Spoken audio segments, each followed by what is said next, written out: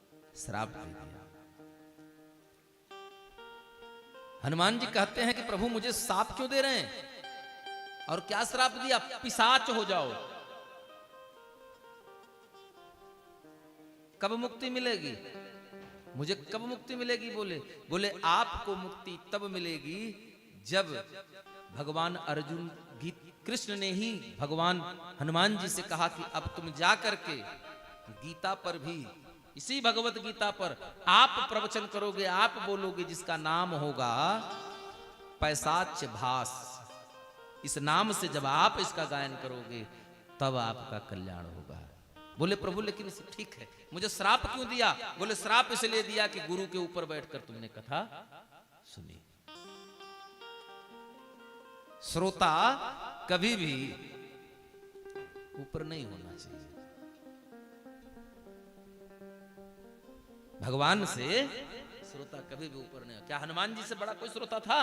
राम कथा सुन वे को रसिया। अरे भगवान की कथवा सुनने के लिए स्वर्ग नहीं, वैकुंठ नहीं गए हो? इनसे बड़ा कोई श्रोता है? स्वयं भगवान कहे हनुमान जी चलिए, भगवान को हनुमान जी मना कर दिए।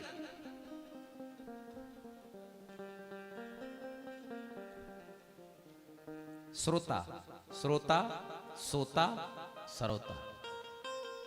अब निश्चय आपको करना है कि श्रोता बनना है कि सोता बनना है कि सरोता बनना है।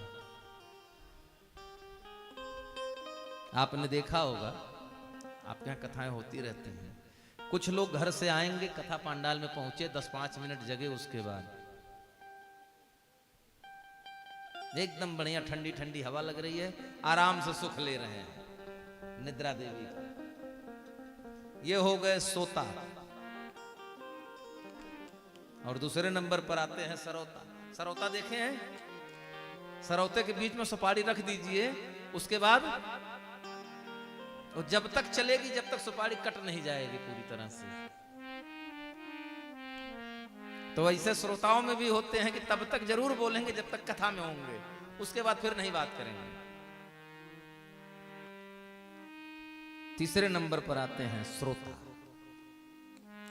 जैसे भरद्वाज जी जैसा संत, उनको श्रोता बताया गया। भगवान शंकर जो कि तमाम भगवान की कथाओं के प्रणेता हैं, उनको श्रोता, वो श्रोता बनकर गए हैं और वो कथा सुनने गए हैं। नारद जी जैसा संत श्रोता बना। इस प्रकार आप हम सभी भक्तों पर कल्याण करते रहिए, क्योंकि धर्म की पताका लिए हनुमान जी पूरे पृथ्वी पर भ्रमण कर रहे हैं। सदसी वसंतम श्रुमृदेह संतम कपिशूल संतम धूरे संतम। सदसी वसंतम सुमृदोह संतम कपिशूल संतम धूरे संतम। जितहरिदंतम कृतवेपदंतम युधिनीदंतम श्रित संतम। श्री राम जय राम, जय राम, श्री राम जय राम, जय जय राम। सदनुभवंतम सततम अनंतम प्रभुवारवंतम प्रभुवंतम।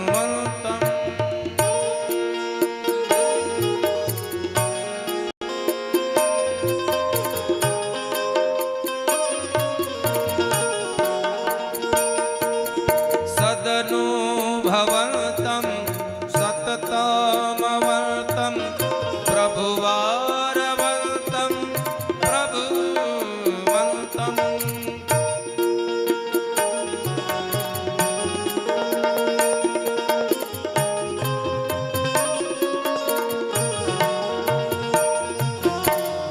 धीरमंतम सुरतनुमंतम सहृदयरमंतम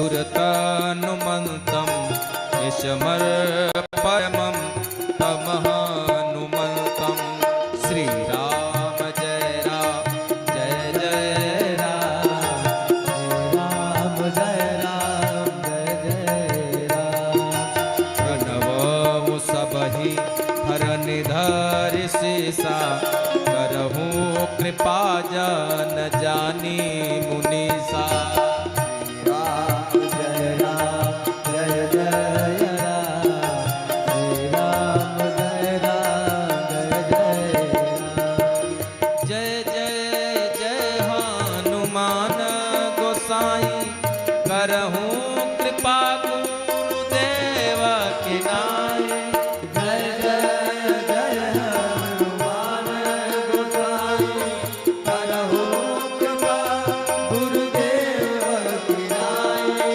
करहूँ कृपा गुरुदेव की नाई श्री राम जय राम जय जय राम श्री राम जय राम जय जय राम श्री राम जय राम जय सभी लोग गाइए। श्री राम जय राम जय जय राम श्री राम जय राम जय जय राम श्री राम जय राम जय जय राम श्री राम जय राम जय जय राम श्री राम जय राम जय जय राम श्री राम जय राम जय जय राम श्री राम जय राम जय जय राम श्री राम जय राम जय जय राम श्री राम जय राम जय जय राम बोले पवन सुत हनुमान जी महाराज की जय बोले राम राम। अच्छा बताइए, हम लोग भागवत कथा करते हैं, हमारे गुरु जी कहे कि हम लोग तो राधे राधे करते हैं। जरा विचार करिए कि अगर वृंदावन में अगर भगवान किसी से मिलते होंगे तो भगवान क्या बोलते रहेंगे?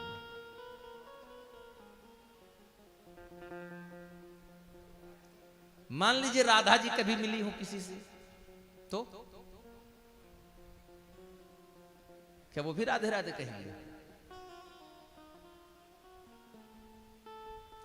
भगवान अगर मिलेंगे तो राधे राधे नहीं बोलेंगे, और राधा रानी मिलेंगे तो राधे राधे नहीं बोलेंगी।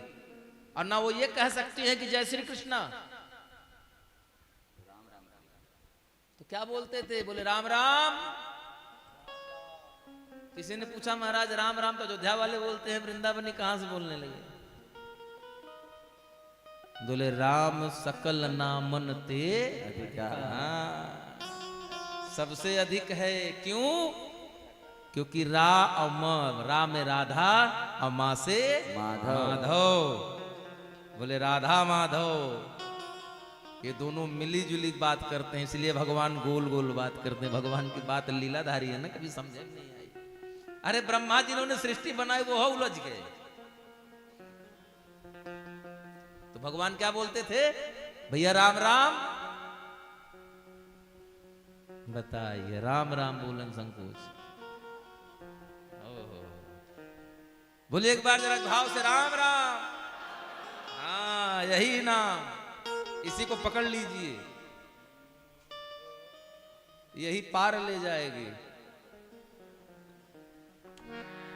बोले अवधपुरी श्री धाम सीता राम सीता राम। बोले अवधपुरी श्री धाम सीता राम सीता राम। बोले अवधपुरी श्री धाम सीता राम सीता राम। बोले अवधपुरी से धाम सीता राम सीता सीता राम सीता राम सीता राम सीता राम सीता राम सीता राम सीता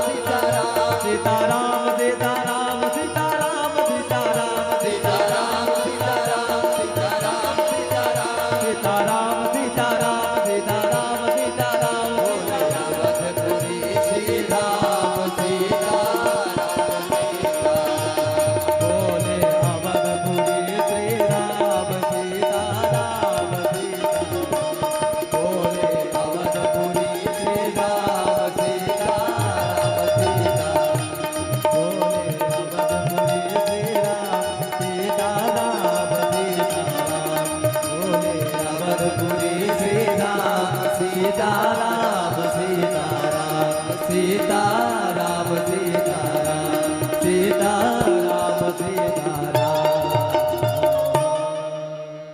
बोले अवधपुरी श्रीधाम सीताराम सीताराम जय जय श्री सीताराम जय जय श्री राधे श्याम। तो अगर भागवत में राधे राधे की जगह कोई महाराज राम राम बोल दे तो संदेह मत करिएगा और ना चिंता करिएगा कि तो भागवत में राम राम बुलवा रहे हैं महाराज।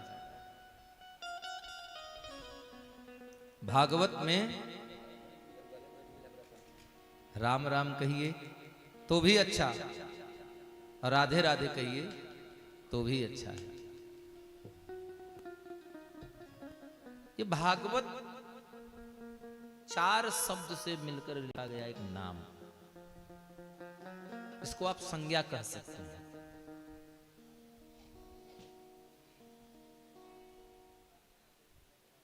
संज्ञा 4 शब्द 4 अक्षर, चारों अक्षर कौन कौन? भा ग व और धा। साधारण शब्द में कहा जाए तो भक्ति ज्ञान वैराग्य जिनमें मिल जाए उस ग्रंथ को भागवत कह सकते हैं। लेकिन दुनिया में ऐसा कोई शब्द नहीं बना जिसका कोई मतलब ना बनता, कोई वर्ण ही नहीं ऐसा है जिसका कोई मतलब ना हो। आप वो अलग बात है कि हम जहां तक जानते हैं वहीं तक जानते हैं। एक ग्रंथ है जिसका नाम है, एक पुस्तक है साहित्य का जिसका नाम है अमर शब्दकोश।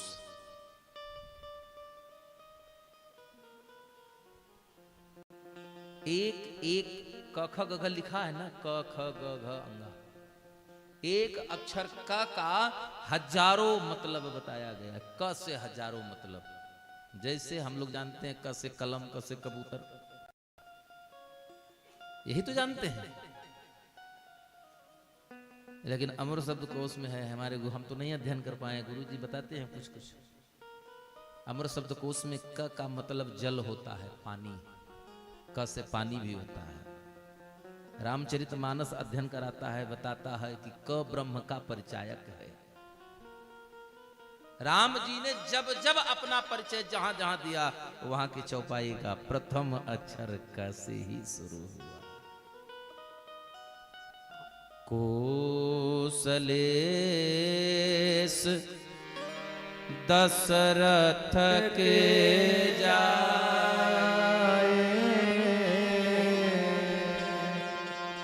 हम पितु वचन माने बन आए। जहां जहां भगवान राम अपना परिचय देते हैं वहां वहां क शब्द से ही देते हैं।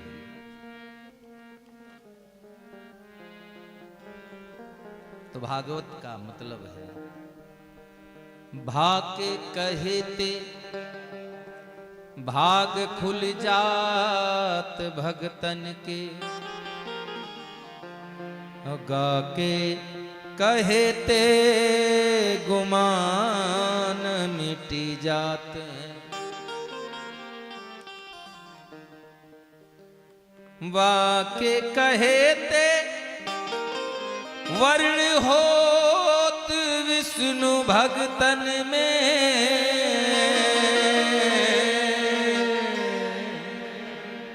ताके कहे भव सिंधु तरी जाते। ये भागवत है। भाग के कहे भाग खुल जात भगतन के, वाके कहे वर्ण होत विष्णु भगतन में, और गा के कहे ते गुमान मिट जाते।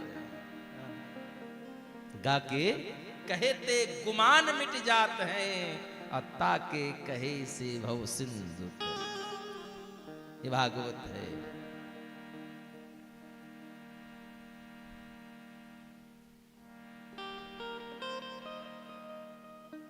सनकादिक मुनि कहते हैं यहां राम कथा उठा लीजिए या भागवत कथा उठा लीजिए, शिव पुराण उठा लीजिए, देवी भागवत उठा लीजिए, 18 पुराण कोई उठा लीजिए, सारी कथाएं शुरू नैमिष में हुई, लेकिन जिन जिन भक्तों को विप्रों का श्राप लग गया उनको भगवान मिल गए।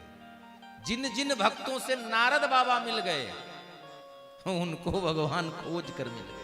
बोले राधे, तो ऐसा काम मत करिए कि ब्राह्मण खोज के श्राप दे। हाँ, बोले भगवान मिलते कब हैं? जिस भागवत की इतनी महिमा आपने सुनाई है सूत जी महाराज, वो भागवत वास्तव में है क्या? कृपा करके आपने उसके बारे में तो बताया, अब उसका हमको दर्शन भी तो कराइए, क्योंकि भगवान का अगर वांगमयी अवतार है तो वांगमयी अवतार देख करके दर्शन किया नहीं जा सकता, क्योंकि वाणी के माध्यम से दिखाया जाएगा, और वाणी के माध्यम से देखने के लिए कानों के माध्यम से देखना पड़ेगा। अच्छा, देखा कितने प्रकार से जाता है बता सकते हैं? देखा कै प्रकार से जाता है? अब बता रहे हैं आप। चौराहे पर खड़े हैं, चौराहे पर खड़े हैं, एक मित्र ने आया, बोला भैया बड़ी अच्छी दुकान लगी है, देखा कितना बढ़िया प्रदर्शनी, कोई बढ़िया फोटो लगी है। अरे बोले लगी होगी। कहीं नहीं भैया, एक बार चलो, चल करके अपनी आंख से देख लो। तो देखने का काम कौन करती है? आंख। ठीक, एक गिनती करते जाइएगा, एक, दूसरा। कहन भैया एक बार हमारे घर आइए, हमारी माता जी सब्जी बहुत बढ़िया बनाती है। बोले अच्छा, अरे सबकी माँ अच्छी बनाती। बोले एक बार खाकर तो देखो, एक बार खाकर तो देखो। जिह्वा मतलब स्वाद लेकर देखो। तीसरा, कहीं हमारे श्रवण भैया बहुत अच्छा भजन गाते हैं। अरे कहीं गाते होंगे, है नहीं भैया, एक बार कभी फुर्सत में बैठिए और सुनकर देखिए। तो देखा सुनकर भी जाता है। चौथा जो थोड़ा खतरनाक है, चौराहे पर खड़े हो जाइए, दो ही लोग समझा रहे हो, दो ही लोग झगड़ा करें, आप समझाओ, कुछ समझाइए, कहन अब मत बोलना। अरे कहन हम समझाए तो रहेंगे, क्यों नहीं बोलेंगे? कहना अच्छा बोल के देख लो। कहन बोल के देखो, अगर आपने बोला संजोग से जबर मिला, थोड़ा तगड़ा हो गया, तब हाँ, वो ट्रेन में पति पत्नी बेटा और बहू चारों लोग यात्रा कर रहे थे, 4 सीट थी, 5वां एक व्यक्ति आकर बैठ गया, थोड़ा हाथ खाते पीते घर से था। चला, ट्रेन चली तो पिताजी के पास आया, बोला ऐसा है थोड़ा खिसकी, हमको बैठने दीजिए। भीड़ चाहे जितनी ट्रेन में हो, आदमी घुस भर जाता है ताकि बैठने की छोड़िए लेटने तक की व्यवस्था बन जाती है। चाहे आदमी के ऊपर आदमी लेट जाए, लेकिन हो जाती है। तो पिताजी से बोला, पिताजी ने कहीं देख नहीं रहो, लेडीज सवारी बगल में बैठी है, जो उधर जाके कहीं देखो। तो जब ऐसा हुआ तो पिताजी को भैया उसने दिया कस के एक थप्पड़। और जब पिताजी को एक थप्पड़ पड़ गया, तो पिताजी बेचारे किनारे खड़े हो गए। अब क्या बोले, क्योंकि तगड़ा पड़ रहा है, अंदाजा एक थप्पड़ में ही हो गया पिताजी को। तो अब जब वो नहीं बोला तो पिताजी सोच रहे हैं कि हमको मार दिया, चलो कोई बात नहीं, हमारी पत्नी अभी है, घर जाते हमको ताना मारेगी। अब जब पिताजी का नंबर लग गया तो पिताजी ने कहा देखो हमको मारे तो मारे, हमारी पत्नी को कुछ बोलना नहीं। अरे कहीं चुप खड़े रहो, अरे कहीं ना मानो बोल के देख लो। अरे जो तगड़ा है वो तगड़ा है ही है, उसने पत्नी को भी 4-5 बातें सुना दी। और जब पत्नी का नंबर आया तो पत्नी तमतमा के खड़ी हुई, तो खड़ा हुआ उसको भी फिर एक पत्नी को भी एक थप्पड़ कस के। जब माँ और पिताजी दोनों लोगों को थप्पड़ लग गया। अब दोनों लोग अपना अपना गाल पकड़कर किनारे खड़े हैं। अब दोनों सोच रहे कि हम तो बराबर हो गए, अब बेटा बहू बच गए हैं। यहो घर चल के ताने मरी हैं, ऐसा सहूर न हो तो ट्रेन में मार काहे खाते।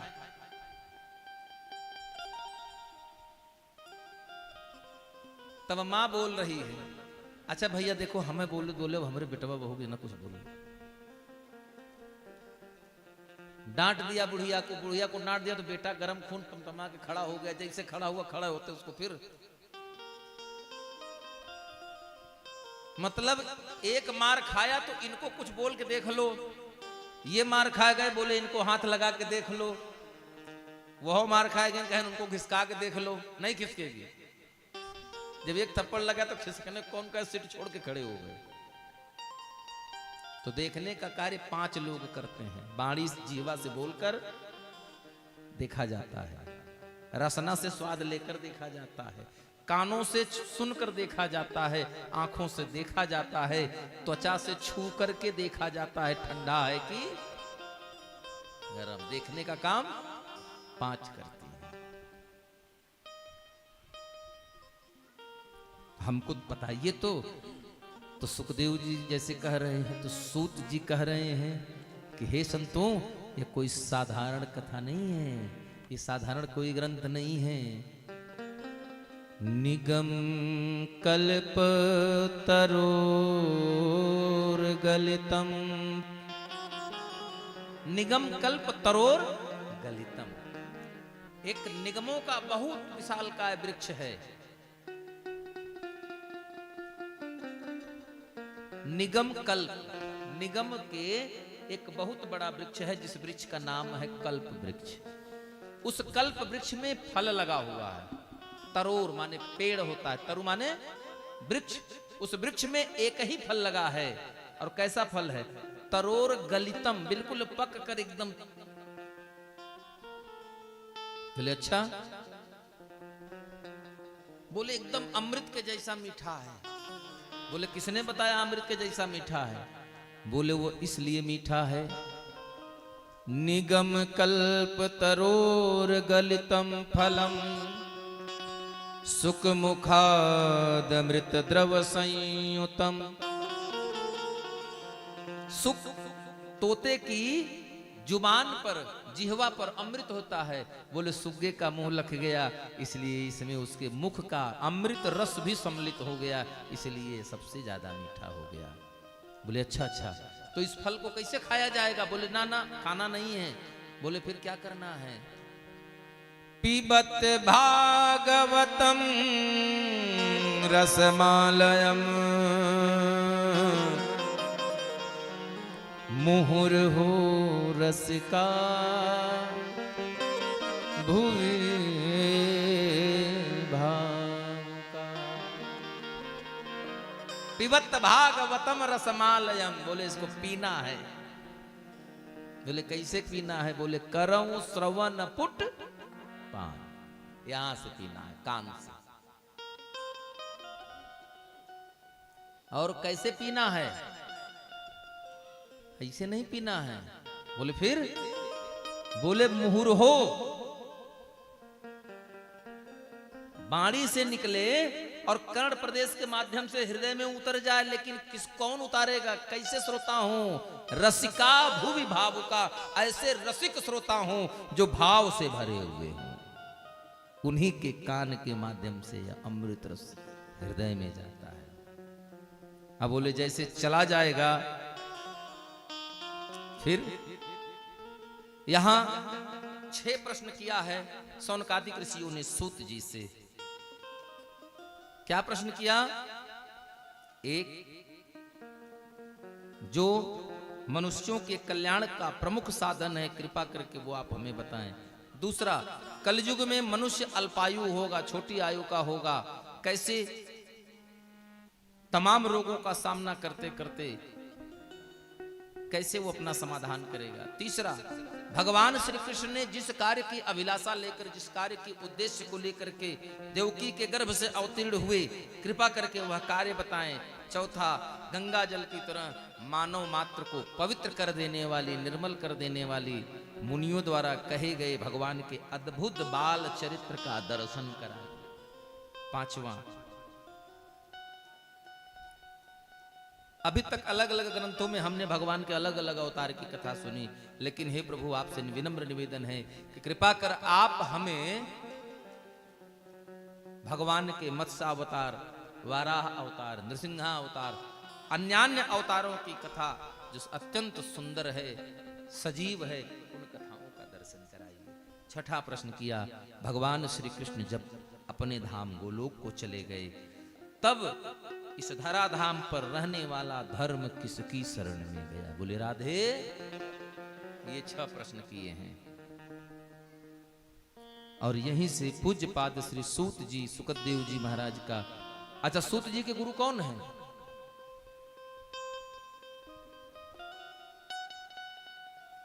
ऐसे तो नारद जी पढ़ाए सुनाए हैं, लेकिन भागवत कथा को अगर कहा जाए तो इनके प्रणेता महाराज सुखदेव जी ही हैं, बगल में बैठे हैं।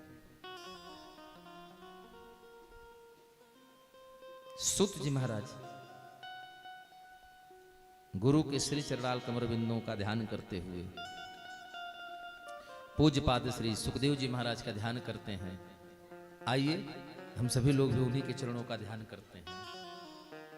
नारायणम नमस्कृत्यं नरं चैव नरोत्तमं, नारायणं नमस्कृत्यं नरं चैव नरोत्तमं, देवी सरस्वतीं व्यासं ततो जय मुदीरयेत, देवी सरस्वतीं व्यासं ततो जय मुदीरयेत्। यं प्रबद्धं मनुपेतं पेतकृत्यं,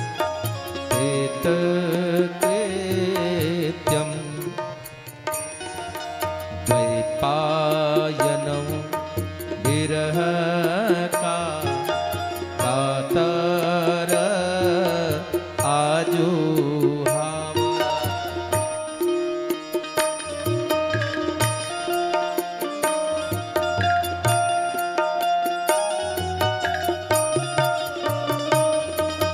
पुत्रेति तन्मयतया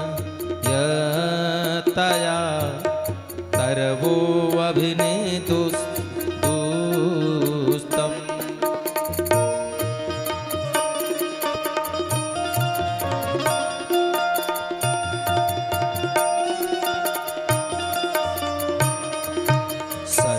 सर्वभूत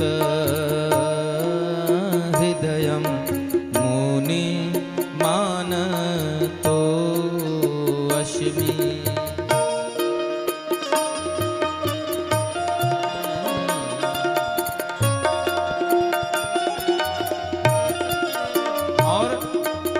पूछ रहे हैं, कौन सी कथा पूछे हैं? पूछे हूँ रघुपति कथा प्रसंगा, सकल लोक जग पावन गंगा। रघुपति कथा प्रसंगा, सकल लोक जग पावन गंगा। पूछे हूँ रघुपति कथा प्रसंगा, सकल लोक जग पावन गंगा। पूछे रघुपति कथा प्रसंगा, सकल लोक जग पावन गंगा। और इस कथा को सुनने से क्या होगा? राम कथा सुन दर कर तारी। क्या करना है?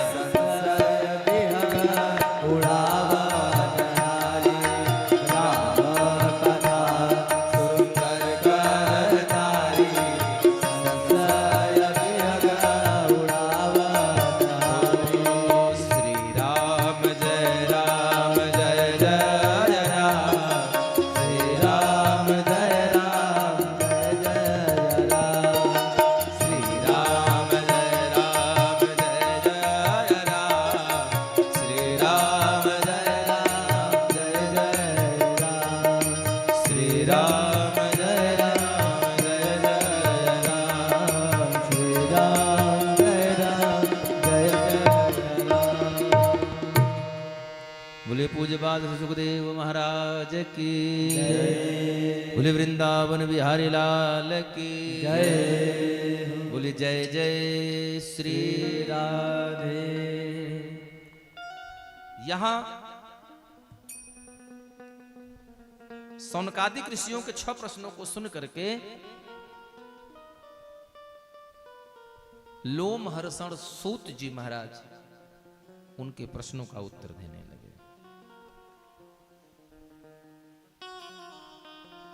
और कहते हैं आप लोग धन्य हैं जो आपने संसार को पवित्र करने वाली कथा का चर्चा किया। आपने उस कथा को सुनने की जिज्ञासा अपने मन में की, क्योंकि भगवान भोलेनाथ माता पार्वती से कहते हैं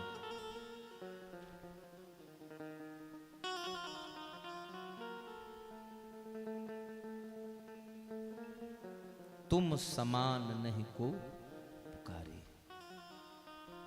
हे देवी, आपसे बड़ा कोई उपकारी मेरे लिए नहीं है, इतना बड़ा एहसान किसी का मेरे ऊपर नहीं। माता पार्वती ने सोचा क्या हो गया। बोले जो आपने भगवान राम की कथा को मुझसे सुनाने के लिए कह दिया, इतनी बढ़िया, अमृत भी छोटा है ऐसी कथा। सूत जी कहते हैं श्रद्धा पूर्वा सर्वधर्मा। कथा सुनना चाहिए कैसे? श्रद्धा पूर्वा सर्वधर्मा मनोरथ फल प्रदाह। अगर आप भगवान की कथा, भजन, पूजा, सत्संग श्रद्धा पूर्व सहित, कैसे? धर्मानुचरण, जैसा धर्म में आचरण बताया गया उसके अनुरूप अगर आप करते हैं तो मनोरथ फल प्रदाह, आपके मनोरथ सिद्ध होंगे। क्यों? क्योंकि श्रद्धया साधते, ये नारद पुराण में कहा है, श्रद्धया श्राद्धते सर्वम श्रद्धया तुष्यते हरि। श्रद्धा क्या करती है? आपके कर्म के अनुरूप फल आपको प्रदान करती है। कौन? श्रद्धा। और दूसरा काम, श्रद्धया तुष्यते हरिम। श्रद्धा ही भगवान विष्णु को या श्री हरि भगवान को आपके कर्म से तृप्त करती है, आपके कर्म को ले जाकर भगवान तक पहुंचाती है, जिससे आपका मनोरथ सिद्ध होता है। इसीलिए हमारे वैष्णव संप्रदाय में युगलोपासना होती है, अकेले की नहीं होती। जैसे हम लोग क्या कहते हैं, बोलिए लक्ष्मी नारायण भगवान की, बोलिए राधे कृष्ण भगवान की। लक्ष्मी गणेश हो गए हैं, गौरी गणेश हो गए। हमारे यहां युगलोपासक हैं। हम पहले, हमारे यहां श्री की उपासना पूर्व में होती है। क्यों होती है श्री की उपासना? भगवान के भागवत के प्रथम श्लोक का दर्शन करिए आप। सच्चिदानंद रूपाय विश्वोत्पत्त्यादि। भगवान क्या करते हैं? विश्व के उत्पत्ति के कारक हैं, निमित्त हैं भगवान। कौन? भगवान। और उस भगवान के सामने लगता है श्री। ये श्री कौन है? रामचरितमानस उठाइए, इसकी पुष्टि वहां से हो जाती है। बालकांड, वंदना। उद्भव स्थित संहार कारिणीं क्लेश हारिणीं। उद्भव स्थित संहार कारिणीं क्लेश हारिणीं सर्व श्रेयस करीम सीता। कौन? सीता। न तो हम राम वल्लभा। भगवान राम की प्राण वल्लभा हैं। कौन? जानकी मैया। क्या करती हैं? उद्भव श्री को प्रकट करती हैं, स्थित पालन करती हैं, और अंत में संहार कारिणीं। दूसरा, हम जो पूजा करते हैं, हम जो अपनी जो बात रखते हैं, वो हमारी बात भगवान तक कौन पहुंचाता है? हम जो कहते हैं भगवान तक हमारी बात माता राधा पहुंचाती है, मैया सीता पहुंचाती है। देखिए जी, जैसे बेटे को कुछ चाहिए होगा तो बेटा पिता से डायरेक्ट नहीं मांगने जाएगा, कुछ विशेष होगा तो पहले धीरे से माँ के पास आएगा, बताएगा मम्मी हमको ये चाहिए। तो माता जी को बिल्कुल सही टाइम पता है कि किस समय पिताजी से कहना है कि ना न हो। जब पिताजी खाना खाने बैठ गए, हम लोगों ने देखा है बचपन में, अब माता जी पंखा चला रही हैं, देखा हो ऐसा है बच्चे को किताब, मास्टर साहब कहे तो किताब लाना है, फट गई है उसकी। पिताजी अब मने मन गरिया रहे हैं, गलत टाइम में मांग दिया, लेकिन दे देंगे। क्यों दे देंगे? क्योंकि माता ने कह दिया है, इसलिए देना है। तो हमारी बात भगवान तक पहुंचाती हैं श्री। तो श्रीयाम कौन है? श्रीयाम मतलब श्री राधिका रानी, वृषभान सुता, श्री जनक नंदिनी जानकी मैया। क्यों? क्योंकि जनक सुता जग जननी जानकी, जनक सुता जग जननी जानकी, अतिशय प्रिय करुणा निधान की, अतिशय प्रिय करुणा निधान की। इसलिए ताके जुग पद कमल मनावो, ताके जुग पद कमल मनावो, जासु कृपा निर्मल मति पावो, जासु कृपा निर्मल मति पावो। ओ श्री राम राम जय जय राम, श्री राम जय राम जय जय राम, श्री राम जय राम जय जय राम, श्री राम जय राम जय जय राम, श्री राम जय राम जय जय राम, श्री राम जय राम जय जय राम, श्री राम जय राम जय जय राम, श्री राम जय राम जय जय राम। जनक सुता जग जननी जानकी माता। और इतने नहीं बताया, अतिशय प्रिय करुणा निधान की। इसलिए क्या करना है? ताके जुग पद, एक पैर नहीं दोनों पैर, ताके जुग पद कैसे हैं? कमल, कमल के फूल के समान। क्या करना है? मनाओ, मनाना है। क्यों?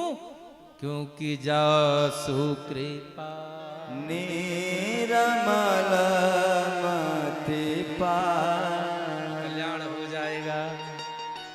यहां वही कहा, श्रद्धया साधते। श्रद्धा कौन है? माता सीता, माता सीता श्रद्धा है, माता पार्वती श्रद्धा है। श्रद्धा आपके कार्य की सिद्ध करती हैं। श्रद्धा आपके कार्य से, किए गए कर्म से भगवान को संतुष्ट करती हैं। जब भगवान संतुष्ट होते हैं तो आपका किया गया कार्य सिद्ध होता है और मनोरथ पुष्ट होता है। बोलिए राधे। यहां सूत जी महाराज अब यहां से कथा सुना रहे हैं और कहते हैं,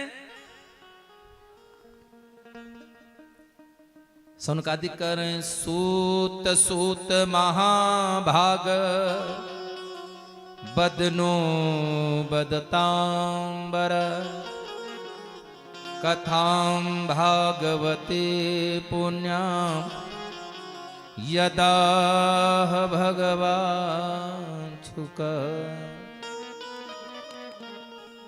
बोले हे सूत जी महाराज, आपसे विनम्र निवेदन है, करबद्ध प्रार्थना है कि जिस भागवत कथा को सुनकर के परीक्षित का मोक्ष हो गया, आप कृपा करके वो भागवत कथा हमको श्रवण कराइए। आइए, ये इसलिए सुनने की इच्छा है क्योंकि इतिहास पुराणम च पंचमो वेदा उच्यते। इतिहास में भी पुराण में भी इसको पंचम वेद पुकारा गया है। तब सूत जी कहते हैं कि ठीक है, मैं सुना रहा हूं। यहां से भागवत की कथा शुरू होगी, लेकिन पहले वक्ता का जन्म हो जाए तब तो भागवत शुरू होगी। और वक्ता के जन्म एक बार देवनगरी में, देवनगरी कहां है?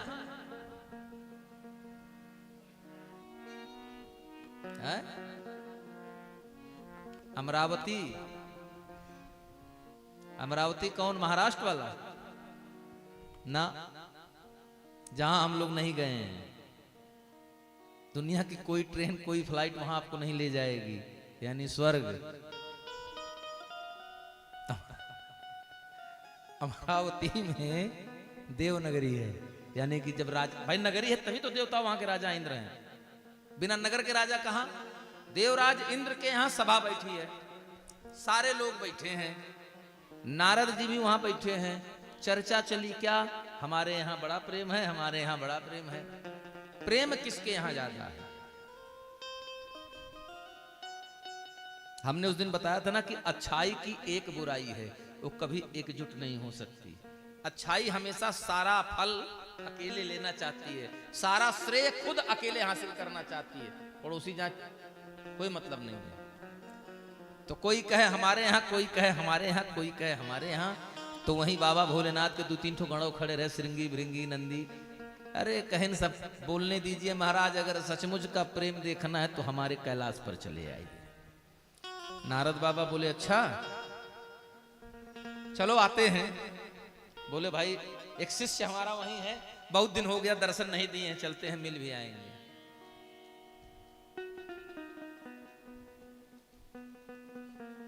नारद बाबा वहां से चले, सभा खत्म हुई, नारद बाबा पहुंच गए कैलाश। और कैलाश पर पहुंचे तो उस समय बाबा भोलेनाथ कहीं गए थे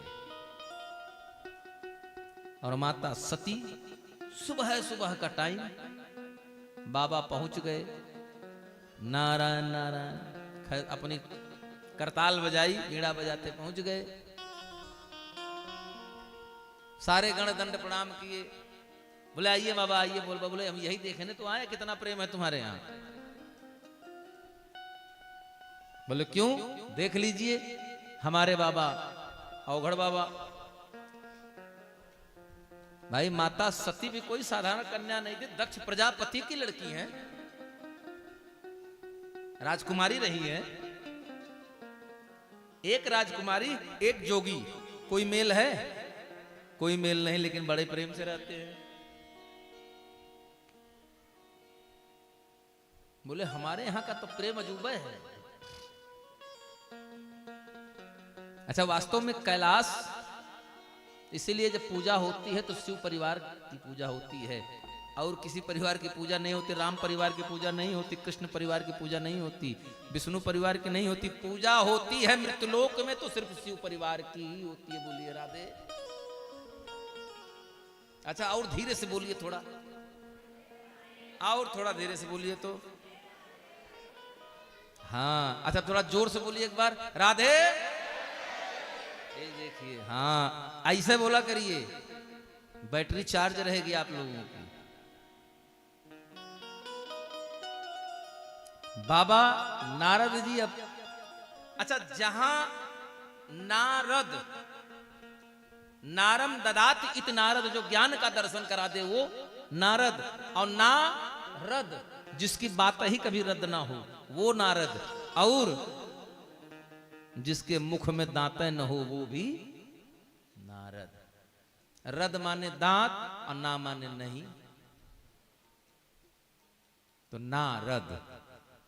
नारद बाबा पहुंचे तब तक मैया मंदिर से निकली। कहन की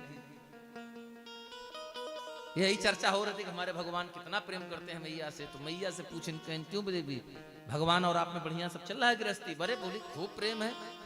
बोले बाबा आपसे सारी बात बताते? बोले सारी बताए। बोले कुछ छिपाते नहीं? बोले कुछ नहीं छिपाए। बोले बाबा ध्यान में होते हैं तो किसका जप करते हैं? बोले राम राम करते हैं। तुम पुनि राम राम दिन राती, असादर जप हूं अनंग आराती। बोले अच्छा जानते हैं? बोले जो गले में माला पहने वो किसकी है? मुंडमाला किसकी है? मैया अब यहीं चुप हो गए, बोली ये तो हमको पता नहीं है। नारद बाबा अपना काम किए और बीड़ा बजाए, श्रीमन नारायण नारायण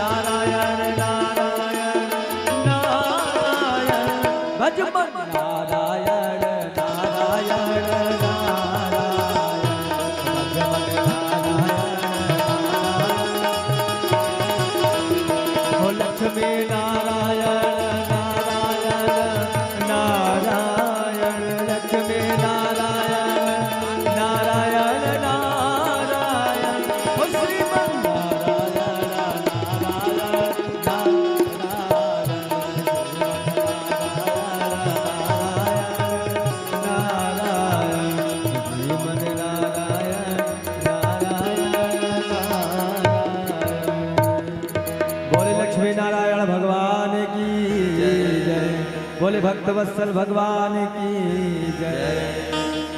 जय जय श्री राम। बोले वृंदावन बिहारी लाल की जय।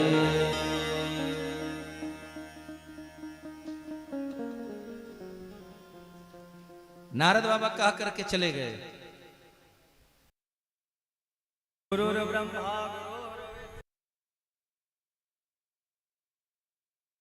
और नारद बाबा जब चले गए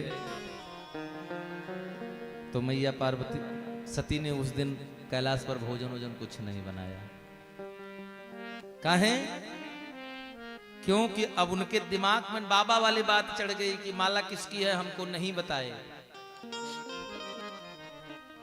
लौट कर शाम को बाबा आए तो देखा कैलाश पर अंधेरा, दिया बत्ती भी नहीं हुई। बोले क्या बात है? बोले पता नहीं, आज सुबह से भोजन पानी भी नहीं मिला है, भूखे प्यासे पड़े हैं हम लोग। बाबा अंदर घुसे, क्या बात है देवी? बोले आप हमको बिल्कुल प्रेम नहीं करते हैं, आप झूठ बोलते हैं। भगवान ने कहा लो कर लो बात। बोले आप हमसे सारी बात नहीं बताते हैं, कुछ कुछ छिपा जाते हैं। बोले हमने देवी आपसे क्या छिपाया? बोले अगर हमको सब कुछ बताया तो ये बताइए जो गले में मुंडों की माला है वो माला किसकी पहने रखे हैं? ये तो आज तक नहीं बताया हमको। बाबा ने कहा यहां कोई आया था क्या? जैसे मैया ने कहा मुंड की माला किसकी, बोले यहां कोई आया था क्या? बोले यहां नारद बाबा आए थे। बोले बस तब हो गया कल्याण, इस बात को छोड़ दो, यही है। बोले ना अगर आप हमको प्रेम करते हैं तो बताइए किसकी है। भगवान ने कहा ये देवी ये हर कल्प में आए तुम्हारे ही मुंडों की माला है। मैया ने कहा लो अब तो पक्का हो गया कि आप हमसे बिल्कुल ही प्रेम नहीं करते हैं। कहना बता दिया तब भी? बोले बता दिया तब भी नहीं, असली बात तो अबे मालूम पड़ी। कहीं कहा कहन जितनी बार जन्म लिया का खाली हम अकेले मरे बदे जन्म लिए रहे, आप कहे नहीं मरे एक बार। भगवान कहन देवी हमारे पास अमर कथा है, हमारे हृदय में अमर कथा है। रचि महेश ने जमानस राखा,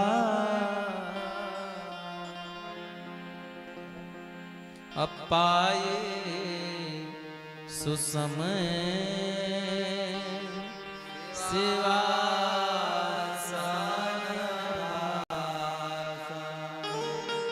बोले खाली हम ही हम मरे अकेले, वाह कितना बढ़िया प्रेम है। जब मरे तो खाली हम मरी, काहे हम ही मरे, आप काहे नहीं मरे एक बार? भगवान ने कहा देवी हमारे पास अमर कथा है, हम अमर हैं। बोले अब एकदम पक्का प्रमाणित हो गया तो मुहर लग गई कि आप हमको प्रेम नहीं करते। आप अमर हैं, हम अमर नहीं हैं।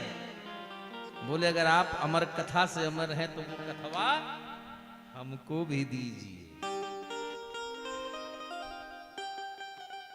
भगवान अब चक्कर में पड़े, कान अबला कर सके हैं, कान अबला कर सक, कान समुद्र समान, कान पावक जार सक, के ही जग कालन खान, और कान अबला कर सके, के ही जग कालन खान। हाँ, नारी विवश, हाँ बाबा लिख गए हैं, नारी विवश नार सकल गोसाई,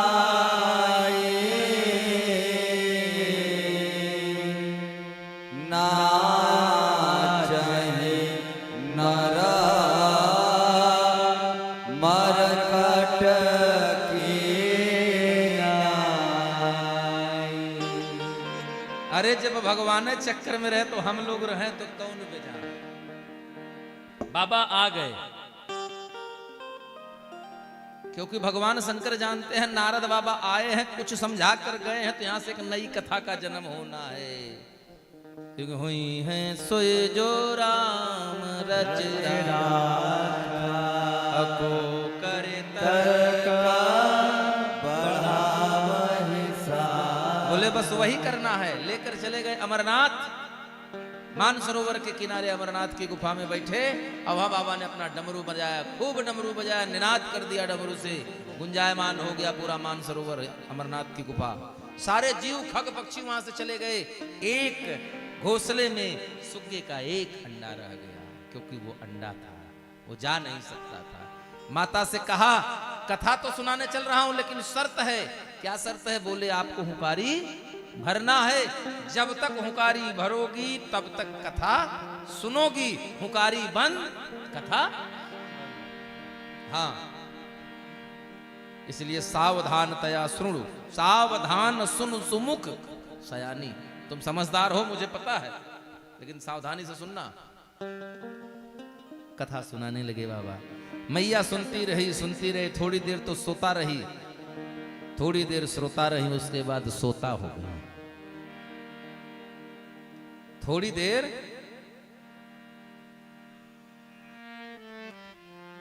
श्रोता रही, उसके बाद सोता हो गई।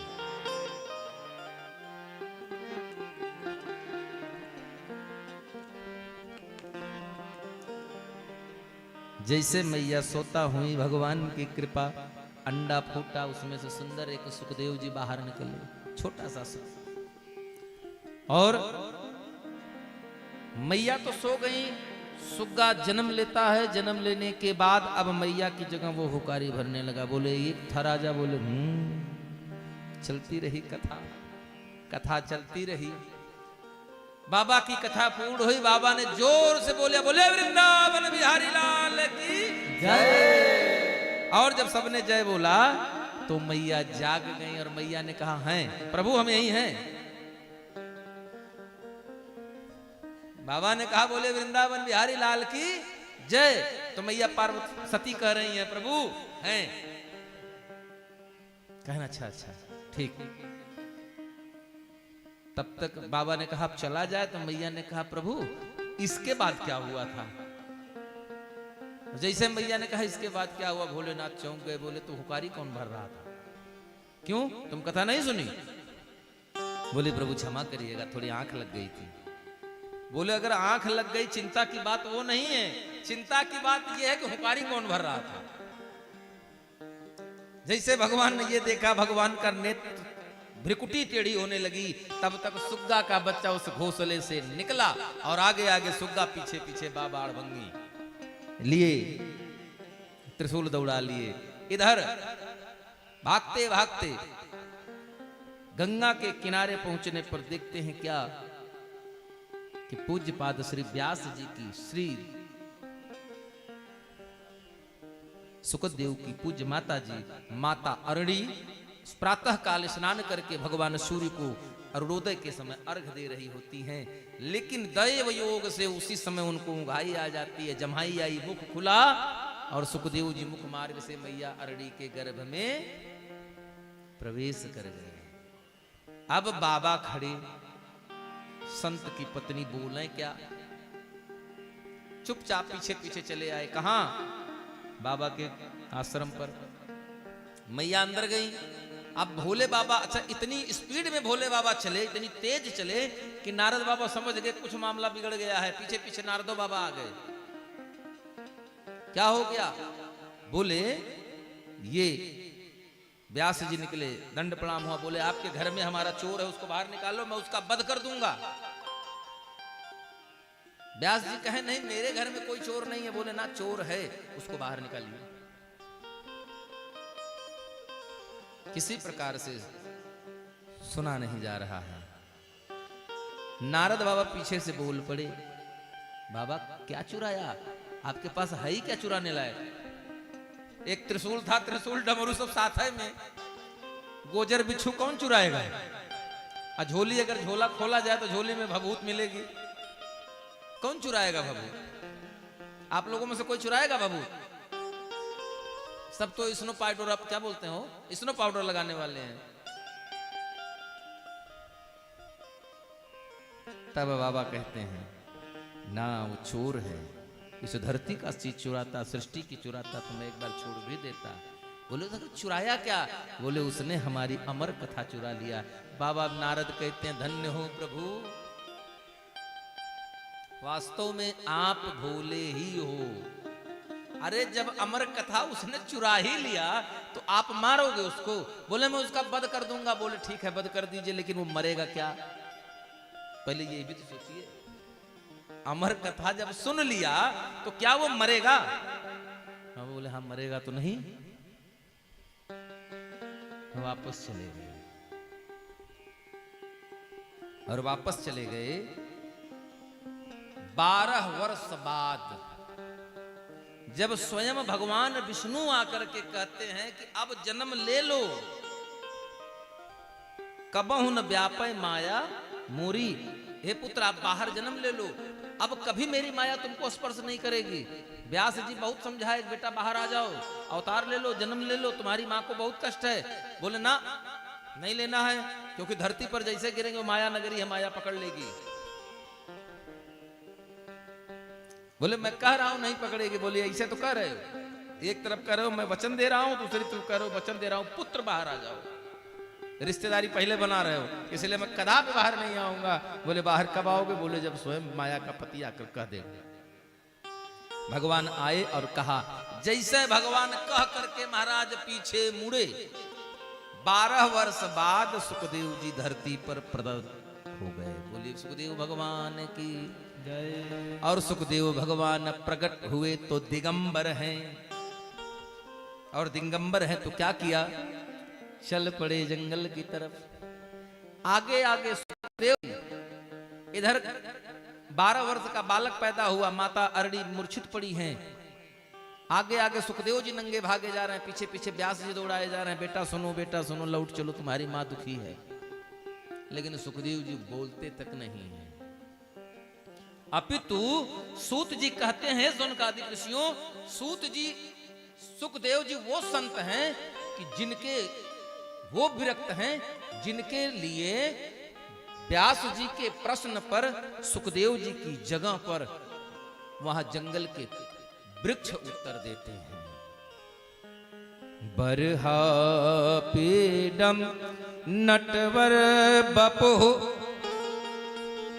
कर्णयो कर्णकारम बिभ्रदवासः कनक कपिशम वैजयन्तीं च माला।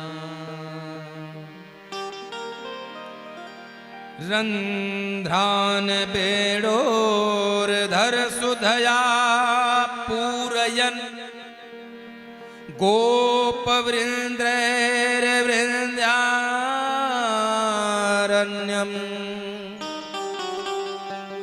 स्वपद रमणं प्राविशद गीत कीर्ति।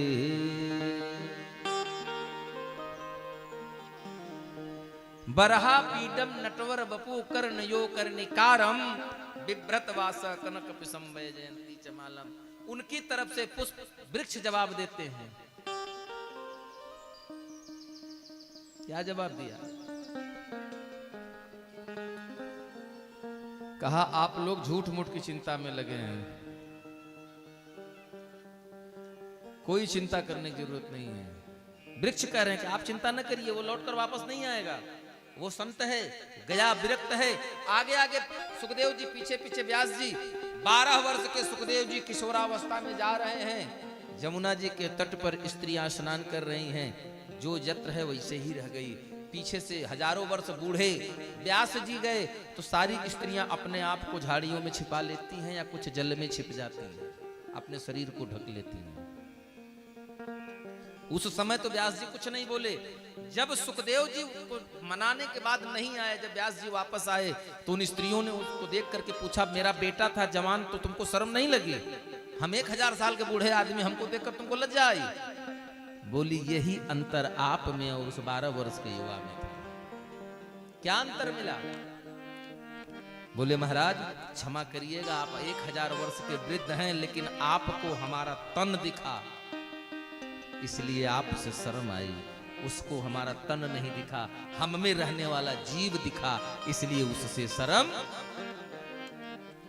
मानव का कल्याण उसी दिन हो जाना है जिस दिन वो शरीर भाव से जीव भाव।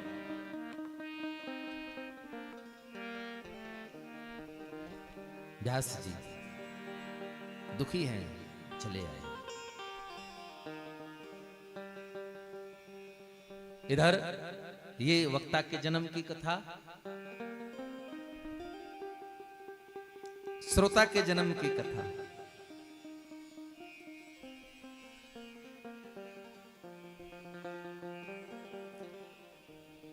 द्वापरे समनुप्राप्ते तृतीय युग पर जातः पराशराद्योगी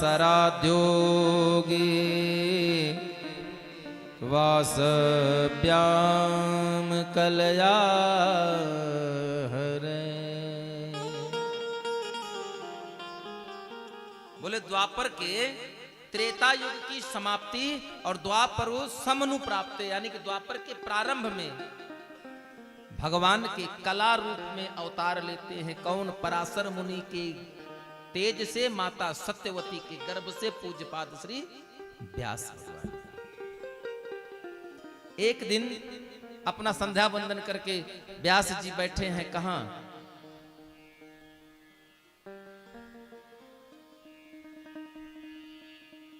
गंगा के तट पर, सरस्वती मैया के तट पर बैठे हुए विचार करते हैं। ठीक उसी समय बद्रिकाश्रम में सोच विचार करके भविष्य के आने वाले समय में मानव जो होगा अल्पायु होगा, अल्प बुद्धि होगा, कैसे उसका कल्याण होगा?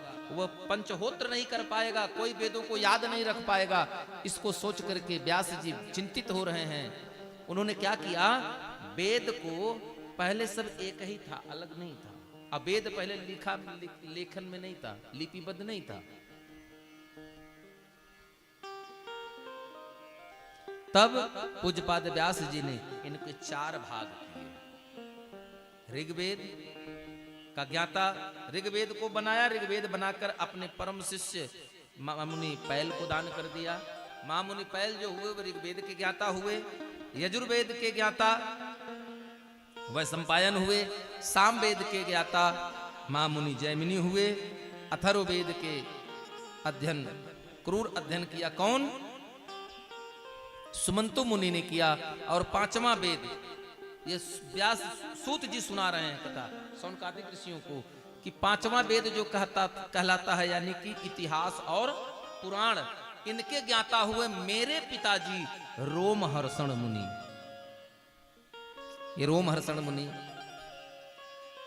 इसके बाद व्यास जी ने महाभारत की रचना किया। इतना सब कुछ करने के बाद व्यास जी के मन में शांति नहीं हुई। जब व्यास जी के मन में शांति नहीं आई तब उसी समय वहां पर नारद जी का आगमन हुआ।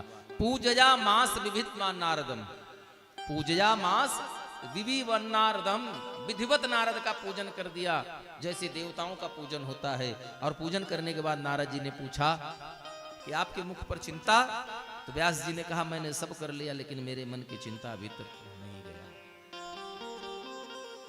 तब नारद जी समझाते हैं और अपना पूर्व चरित्र सुनाते हैं। कहते हैं कि हे व्यास जी, एक बार मैं आपको अपना पूर्व चरित्र सुनाता हूं। जब भगवान की इच्छा से ब्रह्मा जी ने सृष्टि प्रारंभ किया तो ब्रह्मा जी की सृष्टि में 10 मानस पुत्रों में से मैं भी अवतार लेता हूं। भगवान ब्रह्मा जी मुझसे कहते हैं सृष्टि के कार्य में मेरी मदद करो, लेकिन मैं मंदमती, मैं सृष्टि के कार्य में मदद करने से मना कर देता हूं और मैं बीड़ा लेकर के नारायण नारायण गाने लगा, यत्र तत्र भजन कीर्तन करने लगा। भगवान ब्रह्मा जी इससे कुपित हो गए और उन्होंने कहा जाओ गाने बजाने वाले गंधर्व हो जाओ। जा करके तुम गाने बजाने वाले गंधर्व हो जाओ।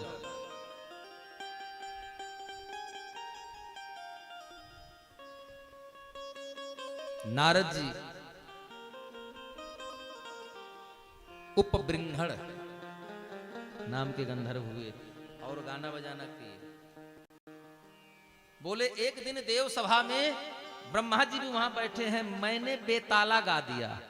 गाते गाते मैं इतना भावुक हो गया कि मैंने बेताला गाया और बेताला गाना सुन करके, बेताला संगीत सुन करके पिताजी फिर क्रोधित हो गए और उन्होंने फिर मुझे श्राप दे दिया कि तू गाने बजाना कर रहा है लेकिन संगीत भी तेरे समझ की बाहर की चीज है, इसलिए जा मृत्यु लोक में जन्म ले, नर हो जा, शूद्र योनि में जन्म ले।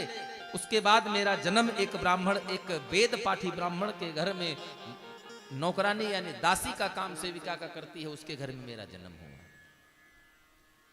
गरीब परिवार है इसलिए मेरा जीवन यापन उन्हीं ब्राह्मण परिवार के घर पर जो भी कुछ झूठा भोजन बच जाता उस भोजन के फलस्वरूप होता है। और एक दिन एक बार मेरे गांव में चातुर्मास करने बाहर से कुछ संत आते हैं। वो संत आए, मेरे घर के बाहर बगिया में रुके। उनकी सेवा करते करते रात्रि काल के भोजन में जो कुछ उनका जूठन बच जाता उसी को पा करके हम लोग रात जीवन व्यतीत करने लगे। 4 महीना के बाद वो चले गए। एक दिन सायंकाल गौदोहन के समय मेरी मां को सर्प ने काट लिया और मेरी मां भी चल बसी।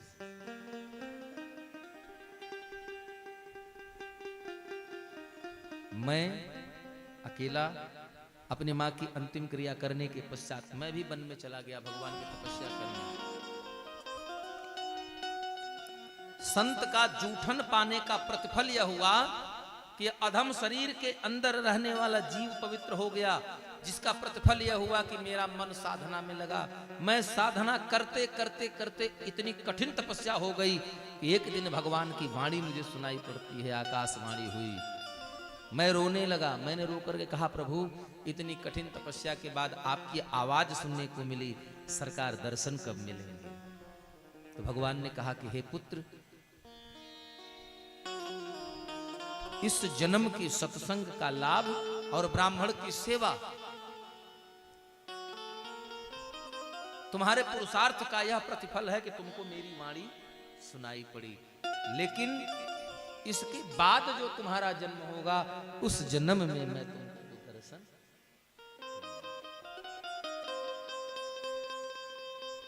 नारद कहते हैं उसके बाद कालांतर में मेरी मृत्यु हुई, फिर सृष्टि बनी, मेरा जन्म हुआ ब्रह्मा जी की गोद में फिर से, और तब मैं इस रूप में आया, तब मुझे भगवान की प्राप्ति हुई। इसलिए आपने सब कुछ तो किया, सबका गायन कर लिया, लेकिन अभी भी भगवान श्री कृष्ण जिनका अवतार ही लीला के लिए हुआ, जो आनंद घन कहे गए, ऐसे भगवान को जिनसे स्वयं जो आनंद सिंधु सुख राशि असीकर ते त्रैलोक, ऐसे भगवान के गुणगान आपने वैसा नहीं किया जैसा सभी देवों का किया। पूज्यपाद गुरुदेव भगवान गाते हैं, कहते हैं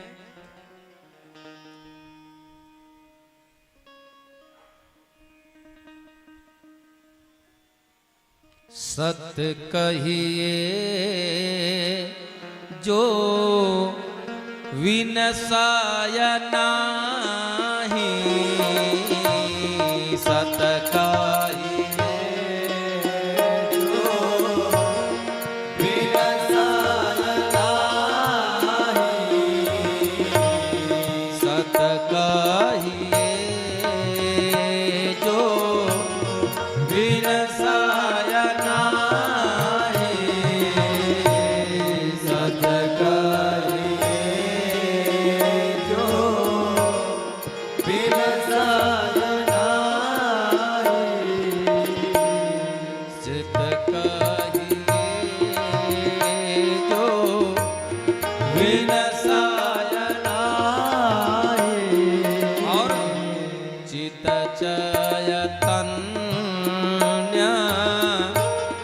सकल घाट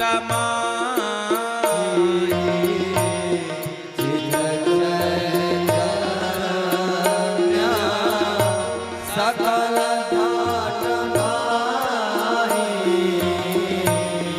चित सकल घाट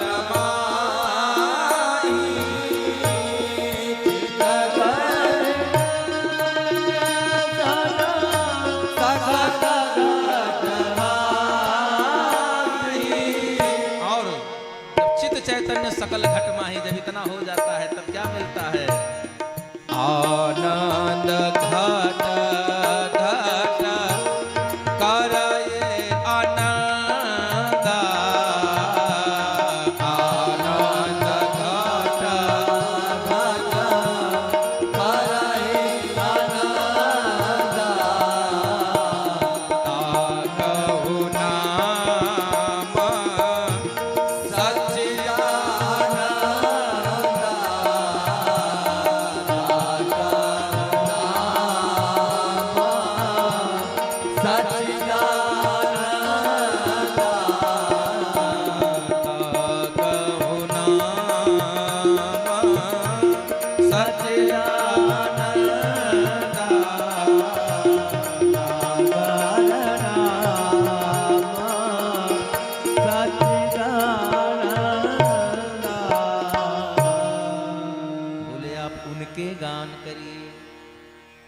तब पूज्यपाद व्यास जी ने रचना किया श्रीमद् भागवत महापुराण की। क्योंकि नारद जी कहते हैं नमो भगवते तुभ्यम वासुदेवाय धीमहि प्रद्युम्नाय अनिरुद्धाय नमः शंकर्षणाय च। बोले आप प्रद्युम्न के पिता भगवान शंकर्षण देवकी नंदन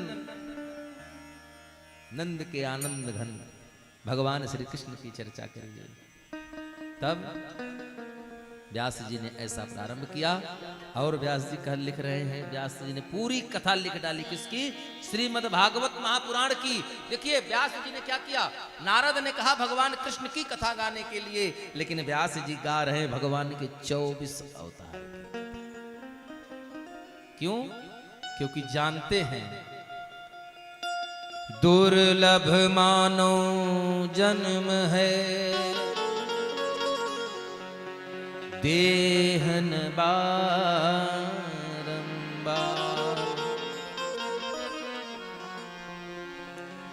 तरुवर ज्यों पत्ता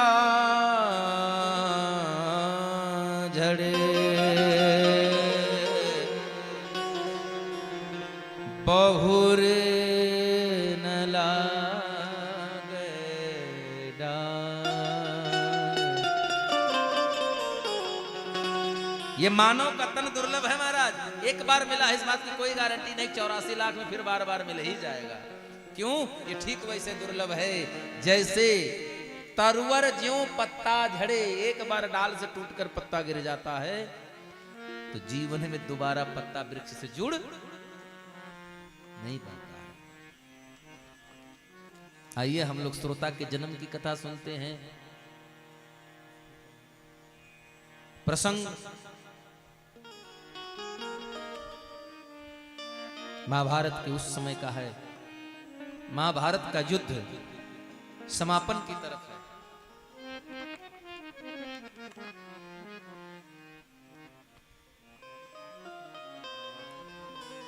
और दुर्योधन कमर के नीचे घायल है, कमर से टूटा हुई जंघा लेकर के सरोवर की बैठा हुआ है। सायंकाल रात्रि वेला में वहां पर अश्वत्थामा पहुंचता है। अश्वत्थामा जब पहुंचा तो दुर्योधन दुखी मन से कहता है, मित्र मुझे लगता है कि हम महाभारत में। अश्वत्थामा कहता है, मित्र एक राजा तब तक नहीं हारता जब तक राजा और उसका सेनापति जीवित और स्वतंत्र हो, तब तक राजा युद्ध नहीं हारता। क्योंकि मन के हारे हार है या मन के जीते। आप तो पहले से अपनी हार स्वीकार कर लिए। बोले मेरी जंघा टूटी हुई है, मैं जीवित मृत समान हूं, कुछ नहीं कर सकता, कैसे युद्ध जीतेंगे? बोले आप बोलो तो मैं आज की रात में आपको युद्ध जिता सकता हूं। बोले कैसे? बोले 5 पांडवों को आज मार दूंगा। अच्छा ऐसा कर सकते हो? ठीक है जाओ मित्र। और इधर भगवान श्री कृष्ण की ही सारी लीला है प्रभु, सारी लीला भगवान श्री कृष्ण की।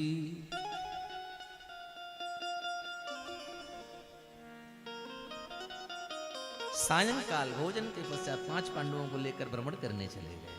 आज 5 पांडवों के शयन कक्ष में उनके बिस्तर पर उनके 5 पुत्र जाकर सो गए हैं। रात्रि में अंधेरे में अश्वत्थामा आता है।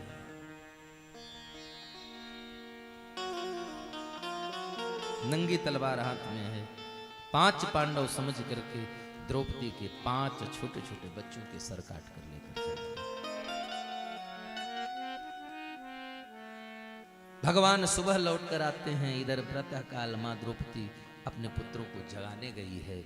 और जब मैया अपने पुत्र को जगाने गई तो देखती है कि छत बिछत सो पड़ा है। उधर अश्वत्थामा उन 5 पांडव पुत्रों के सर लेकर दुर्योधन के पास पहुंचा। दुर्योधन बड़ा प्रसन्न हुआ, आज तो हम हारी हुई बाजी जीत गए। वाह मित्र। लेकिन भगवान श्री कृष्ण की इच्छा, एक एक सर को दुर्योधन अपने हाथ में लेता है और जैसे ही उसको दबाने के लिए थोड़ा भी बल का प्रयोग करता, वैसे ही वो कच्चे घड़े के समान टूट जाते हैं सर। अब दुर्योधन को चिंता हुई कि कहीं ये हमारे पुत्रों के सर तो नहीं है। एक एक करके सर टूटते चले गए। अंत में दुर्योधन जितना प्रसन्न था उसी क्षण उतना दुखी हो गया और अश्वत्थामा से कहता है, मित्र तुमने तो हमारे पांडु वंश या कुरु वंश का समूल ही नाश कर दिया। भले ही वो हमारे शत्रु थे तो हमारे भाई। कम से कम न कुरु वंश में होता, पांडु वंश में होता, कोई इस वंश का नाम लेवा तो रह जाता। तुमने तो पांडवों के 5 पुत्रों को मार दिया। बोले ना, हमने 5 पांडवों को मारा। बोले मित्र, अंधेरे में आप पहचान नहीं पाए। अरे मैं जानता हूं ये भीम का सर नहीं हो सकता, जिसके एक हाथ के प्रहार से हाथी चिघाड़ करके गिर जाता है, हाथी को उठा करके, और ऐसी वैसी हाथी नहीं।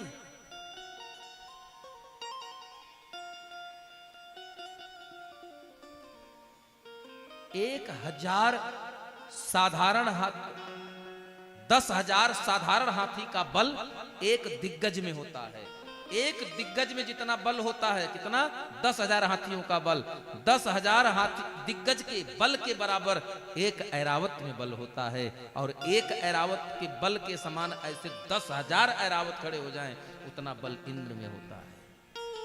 बोले वही भीम है जो ऐरावत को उठाया, एक हाथ से घुमाकर फेंक दिया, महाराज मैं इंद्र के चले गए। उतने बड़े भीम का सर इतना आसानी से तो नहीं टूट सकता।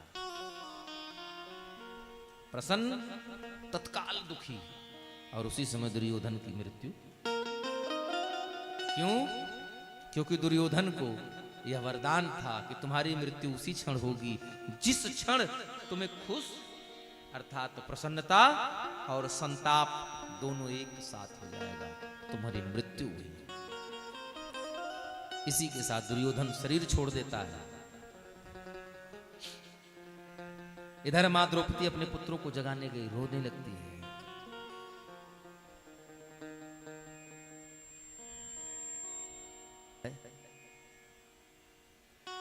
द्रौपदी रो रही है। उसी समय भगवान श्री कृष्ण आगे हैं, अर्जुन आदि 5 भाई पीछे पीछे आ रहे हैं।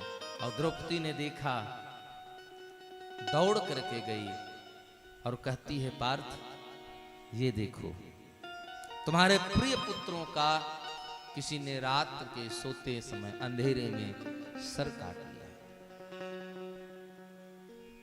अर्जुन कुछ नहीं देखते हैं। तत्क्षण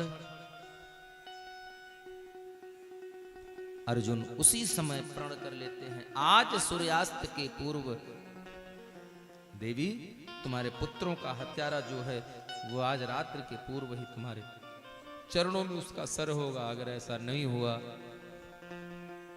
तो आज का सूर्यास्त ये अर्जुन नहीं देखेगा।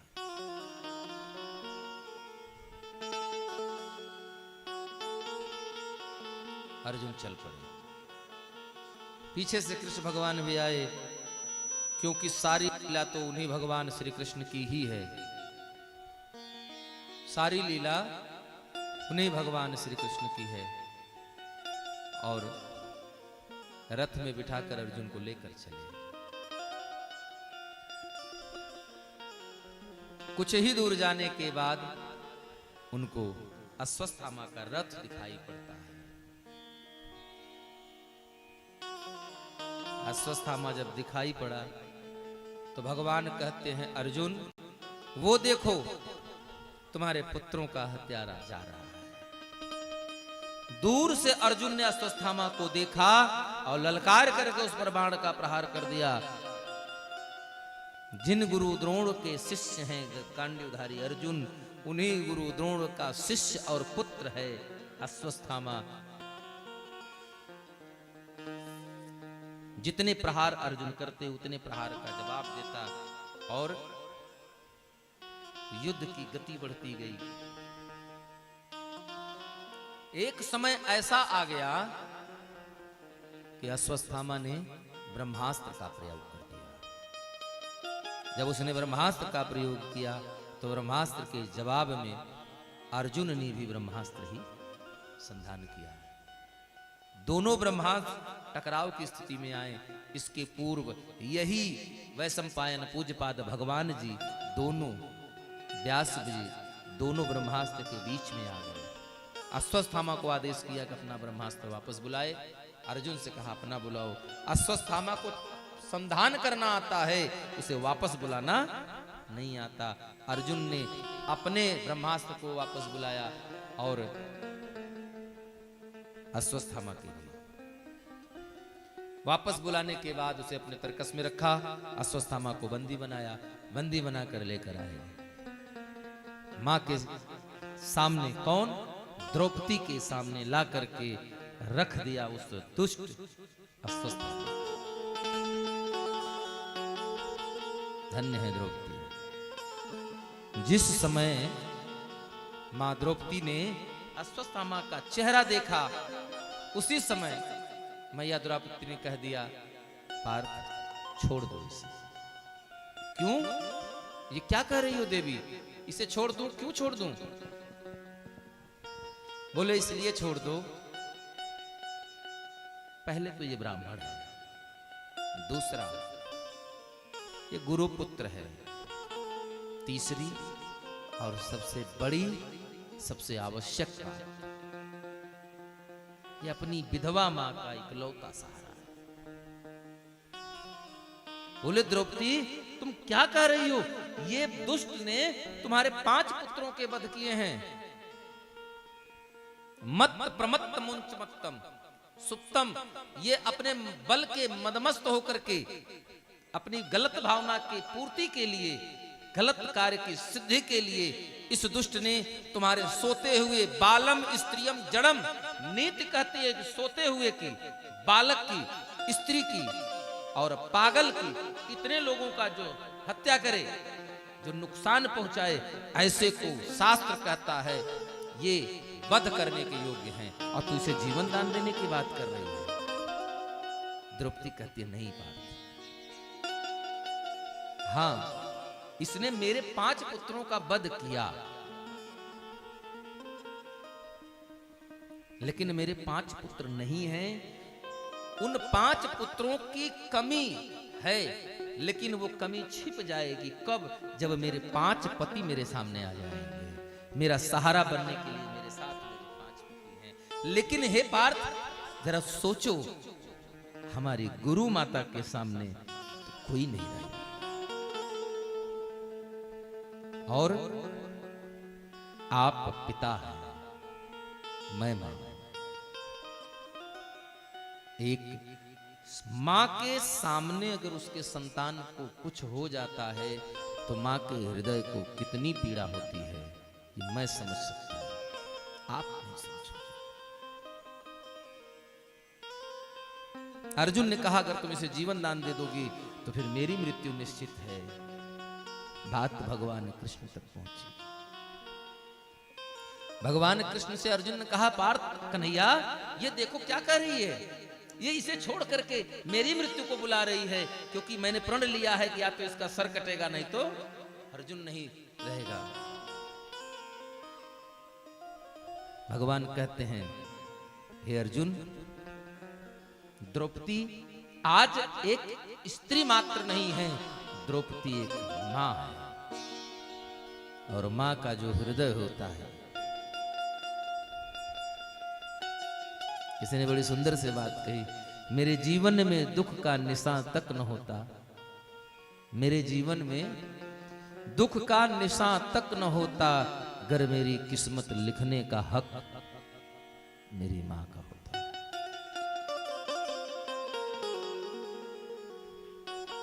बहुत सुंदर सा भाव है। मां है मोहब्बत का नाम,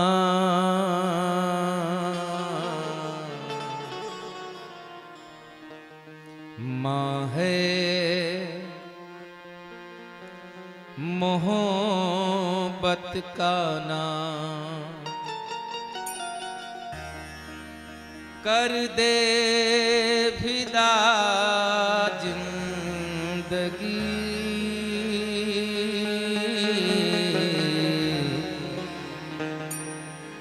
आए जो बच्चों के काम, मेरी माँ है मोहब्बत का नाम,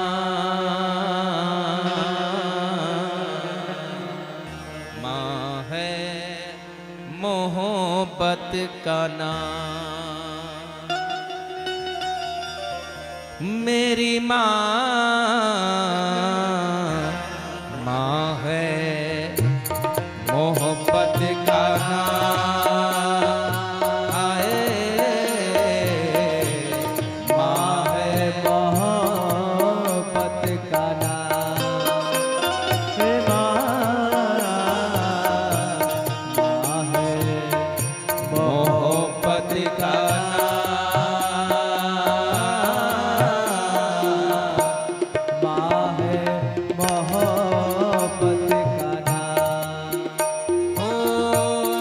कर दे फिदा जिंदगी हाय,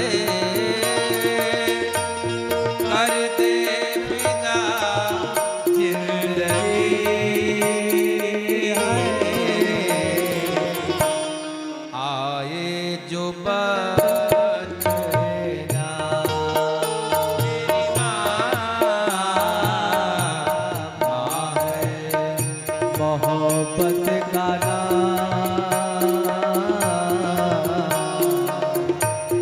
माँ है मोहब्बत का नाम। जय हो।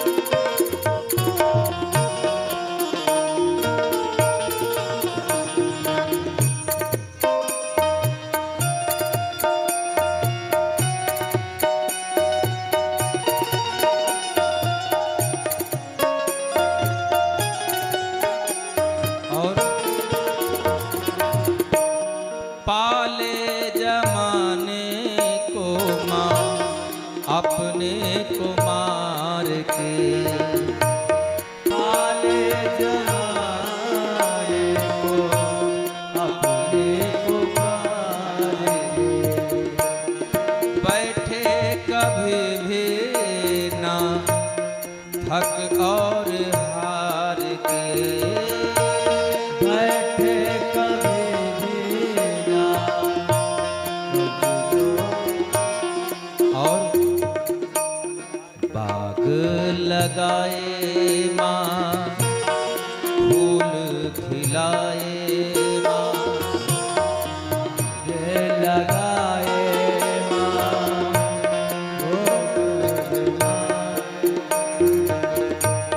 बाग लगाए माँ फूल खिलाए माँ, बाग लगाए माँ फूल खिलाए। इतना ही नहीं देती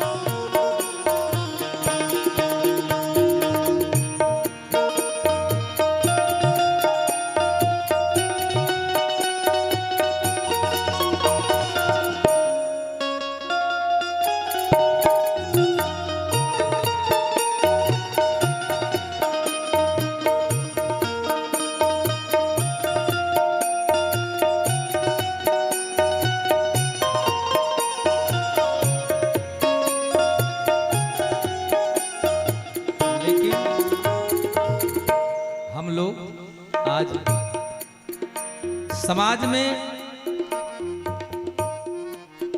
दो चीज बढ़ रहे हैं, अनाथाश्रम और वृद्धाश्रम, दो बढ़ रहे हैं। भले औलाद मार बाप को जाहिल समझती है,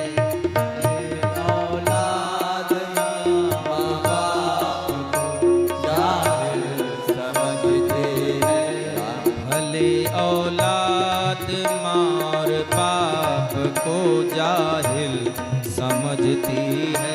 भले औलाद और बाप को जाहिल समझती है, मगर माँ लाल को अपने तो बस काबिल समझती है। मगर माँ लाल को अपने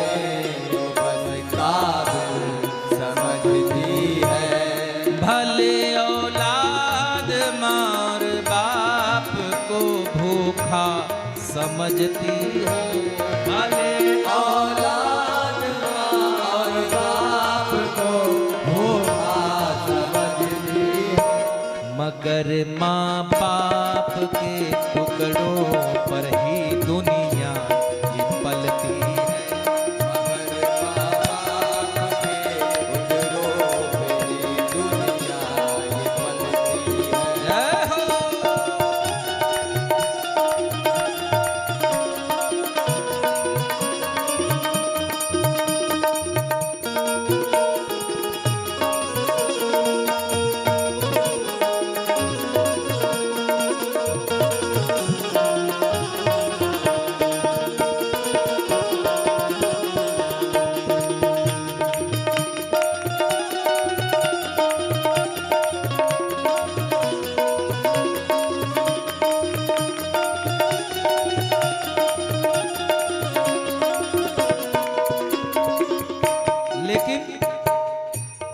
चाहे भिखारी हो माँ खाली ही हाथ हो, चाहे भिखारी हो माँ खाली कुछ नहीं है।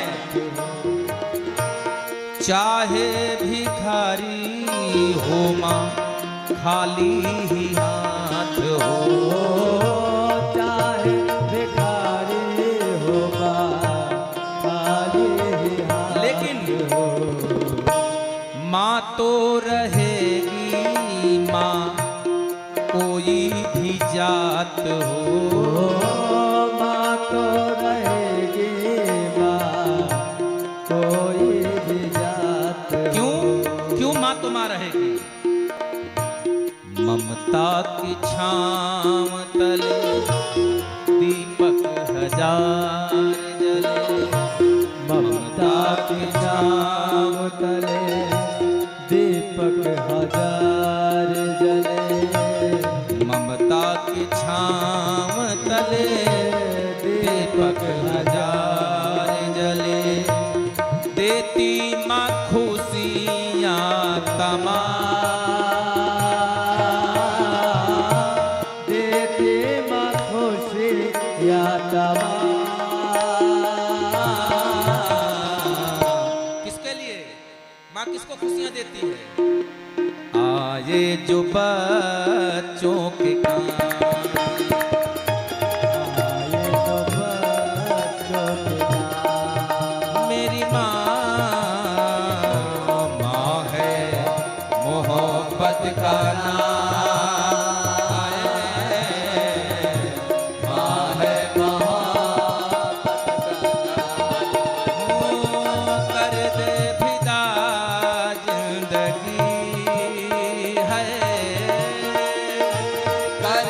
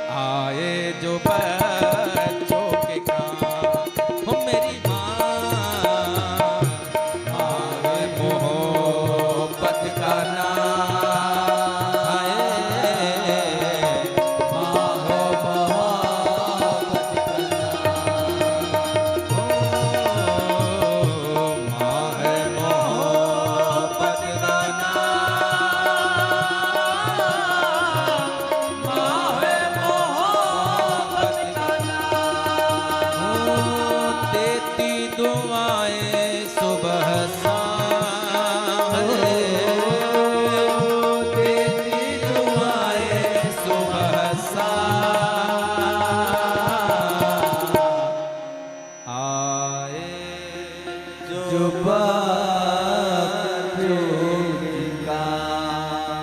मेरी माँ है मोहब्बत का नाम,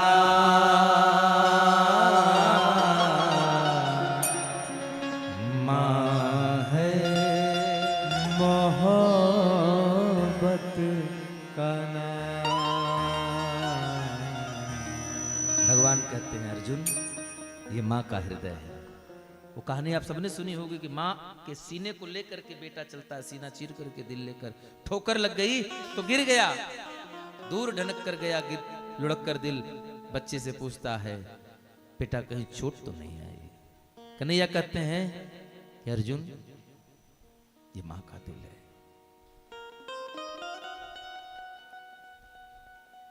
ऐसी स्थिति में भगवान ने निर्णय किया कि ब्राह्मण का मान हर लिया जाए तो ब्राह्मण मृतप्राय है। उसके माथे का चंदन हटा दिया, कंधे से यज्ञोपवीत हटा दिया, सर से शिखा हटा दी, छोड़ दिया, दूर गया। वो अपने उस अपमान का प्रतिशोध लेने के लिए उसने क्या किया, फिर से एक ब्रह्मास्त्र, एक अग्नेयास्त्र का संधान किया। और कहां संधान किया? अभिमन्यु की पत्नी उत्तरा के गर्भ में पल रहा पांडव वंश का आखिरी बीज, उसका नाश करने के लिए वहां से चला देता है। दूर से आता लोक देख करके उत्तरा भागते हुए अपनी सास द्रौपदी के पास गई। द्रौपदी और उत्तरा को लेकर के अपनी सास कुंती के पास गई। कुंती दोनों को लेकर भगवान श्री कृष्ण के पास जाती हैं।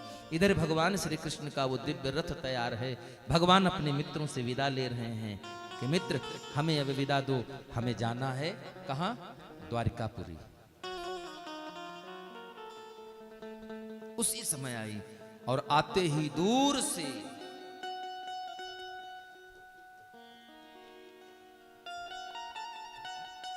उत्तरा कह रही है, पाहि पाहि महायोगिन देव देव जगत पते नान्यम त्वद भयम पसे यत्र मृत्यु परस परम।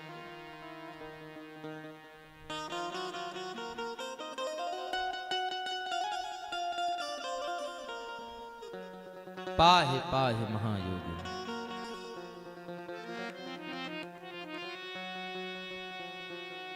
हम आपकी शरण में हैं, मेरी रक्षा करिए हे प्रभु। उत्तरा कहती है आंचल फैला करके कि कन्हैया ये जो दूर से आ रहा आग का गोला है, भले इस शरीर को जला दे, मेरी मृत्यु हो जाए, लेकिन मेरे गोख में, मेरे गर्भ में पल रहा पांडवों का अंतिम वंश, अंतिम अंश, मेरे पुत्र जीवित रहे, भले ही मेरी मृत्यु हो जाए।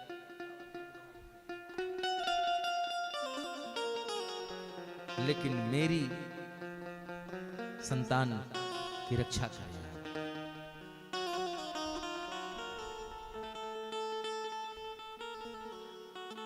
दीन दयाल विरद समभारी, दीन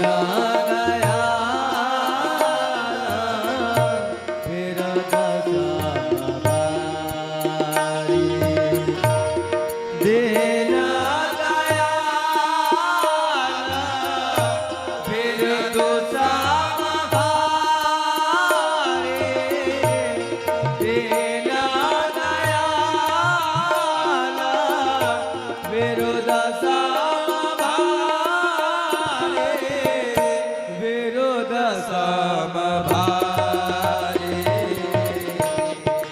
करहु नाथ मम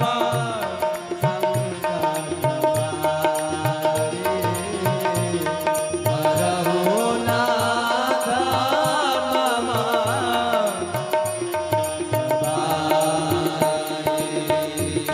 हरे राम जय राम जय राम। और भगवान कहते हैं कि ये मेरा वचन है, भगवत गीता में अर्जुन से कहते हैं सर्वधर्मान्य परित्यज मामैकं शरणं व्रज अहम त्वाम सर्व पापेभ्यो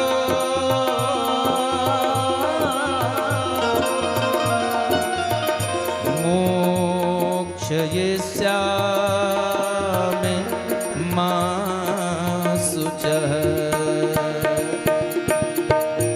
श्री राम जय राम जय जय राम श्री राम जय राम जय जय राम।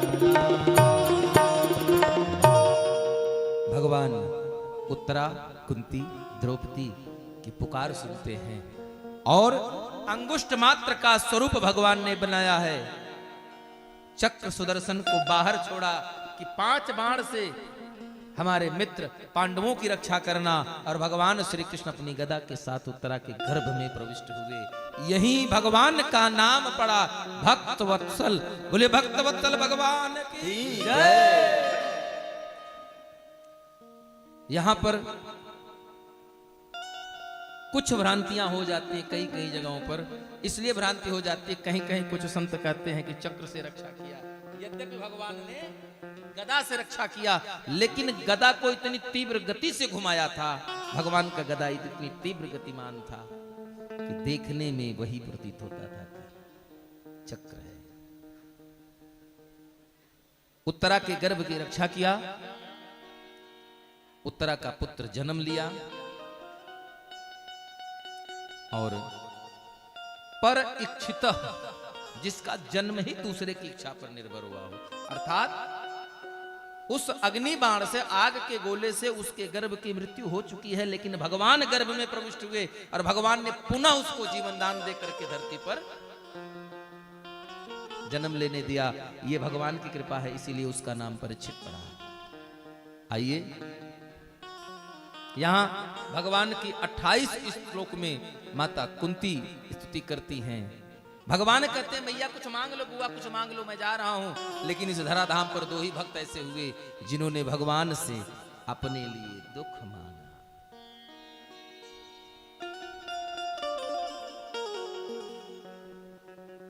मांगूं मैं आपसे वरदान एक ही,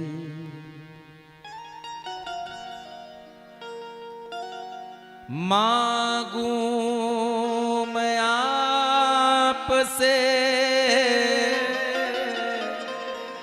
वरदान एक ही,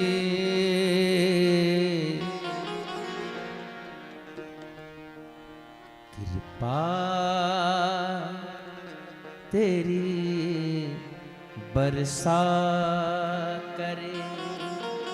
प्रभु जब तक है जिंदगी, हम लोग तो यही मांगते हैं प्रभु तेरी कृपा मुझ पर बरसती रहे। लेकिन मैया कुंती ने मांगा, प्रभु रही मन विपदा हूं भले, जो थोड़े दिन हो, हित अनहित या जगत में जाने परत सब को। प्रभु कन्हैया मैं जानती हूं कि तू भगवान है, लेकिन मैं तुझसे कुछ नहीं मांगूंगी। बुआ मांग ले, तू जानती है मैं कौन हूं। तो कुंती कहती है कन्हैया अगर कुछ देना चाहते हो तो मुझे सिर्फ सिर्फ दुख दो। क्यों दुख दो? क्योंकि दुख में सुमिरन सब करे, पर दुख सुख में करे न को। और जो सुख में सुमिरन करे प्रभु, तो दुख काहे को। जीव दुख में ही भगवान को याद करता है। इतने लोग बैठे हैं, बताइए जीवन में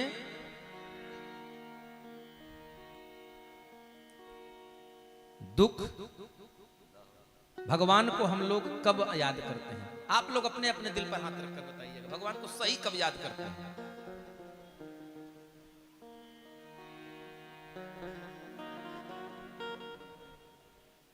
भगवान को हम लोग कब याद करते हैं? याद है कभी आप लोगों को कभी भगवान याद आए हों? जब कोई परेशानी आ जाती है। सही बात है। आया रात में 2 बज रहा हो, अंधेरी रात हो, किसी को मेडिकल कॉलेज से आना हो, बीच में भैंसा कुंड पड़ जाए। जिसने जिंदगी में जय हनुमान ज्ञान गुण सागर, जिसने इस स्पीड में भी नहीं पढ़ा होगा, वो जब उतनी दूर पहुंचेगा तो जय हनुमान ज्ञान गुण सागर जय कपीस लोक उजागर। या तो जीवन में संकट, या तो जीवन में भय, 2 स्थितियों में हमको भगवान की याद आती है। माता कुंती 28 श्लोक में स्तुति करती हैं, भगवान से अपने लिए दुख मांगा। इसके बाद भगवान माता कुंती 5 पांडवों के साथ कुरुक्षेत्र में उस स्थान पर गए जहां पितामह भीष्म सरसैया पर 58 दिन से लेटे पड़े हैं। जो महाभारत का युद्ध चल रहा था, 58 दिन तक चला युद्ध। पितामह भीष्म ने उस बाण की सैया, जो बाण से विधा हुआ शरीर है, उस बाण से छिदे हुए शरीर के साथ महाभारत का युद्ध देखा। और भास्कर सूर्य के उत्तरायण होने की प्रतीक्षा करते हैं। कन्हैया पहुंचे, कन्हैया 11 श्लोक में कन्हैया की स्तुति की। कन्हैया से कहा कुछ मांग लीजिए। तो कन्हैया से कुछ मांगते हैं, लेकिन कन्हैया को कुछ देना भी चाहते हैं। और पितामह भीष्म कन्हैया से कहते हैं, प्रभु मैं आपसे कुछ कहना चाह रहा हूं। और आदरणीय संजय गुप्ता जी, आदर्श व्यापार मंडल उत्तर प्रदेश अध्यक्ष, और अशोक गुरनानी जी हम सब के मध्य हैं। मैं चाहूंगा कि महाराज श्री को पुष्प गुच्छ देकर आकर व्यासपीठ से आशीर्वाद लें। मुझे रास आ गया है तेरे दर पे सर झुकाना हो, मुझे रास आ गया है तेरे दर पे सर झुकाना। तुझे मिल गया, तुझे मिल गया, तुझे मिल गया पुजारी, तुझे मिल गया ठिकाना। गाइए प्रेम से, तुझे मिल गया पुजारी, तुझे मिल गया ठिकाना। मुझे रास आ गया है तेरे दर पे सर झुकाना।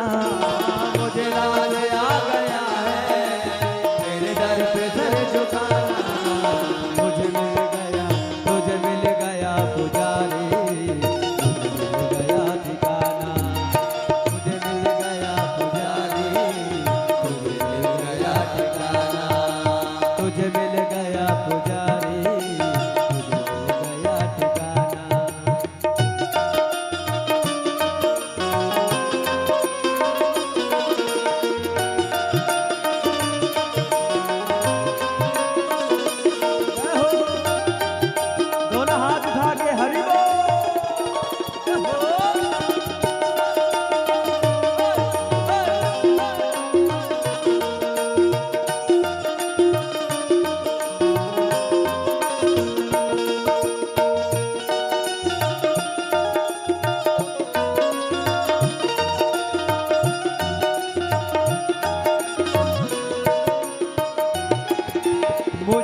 कौन जानता था तेरी बंदगी से पहले, मुझे कौन जानता था तेरी बंदगी से पहले, मुझे कौन जानता था तेरी बंदगी से पहले, पहले मुझे कौन जानता था तेरी बंदगी से पहले।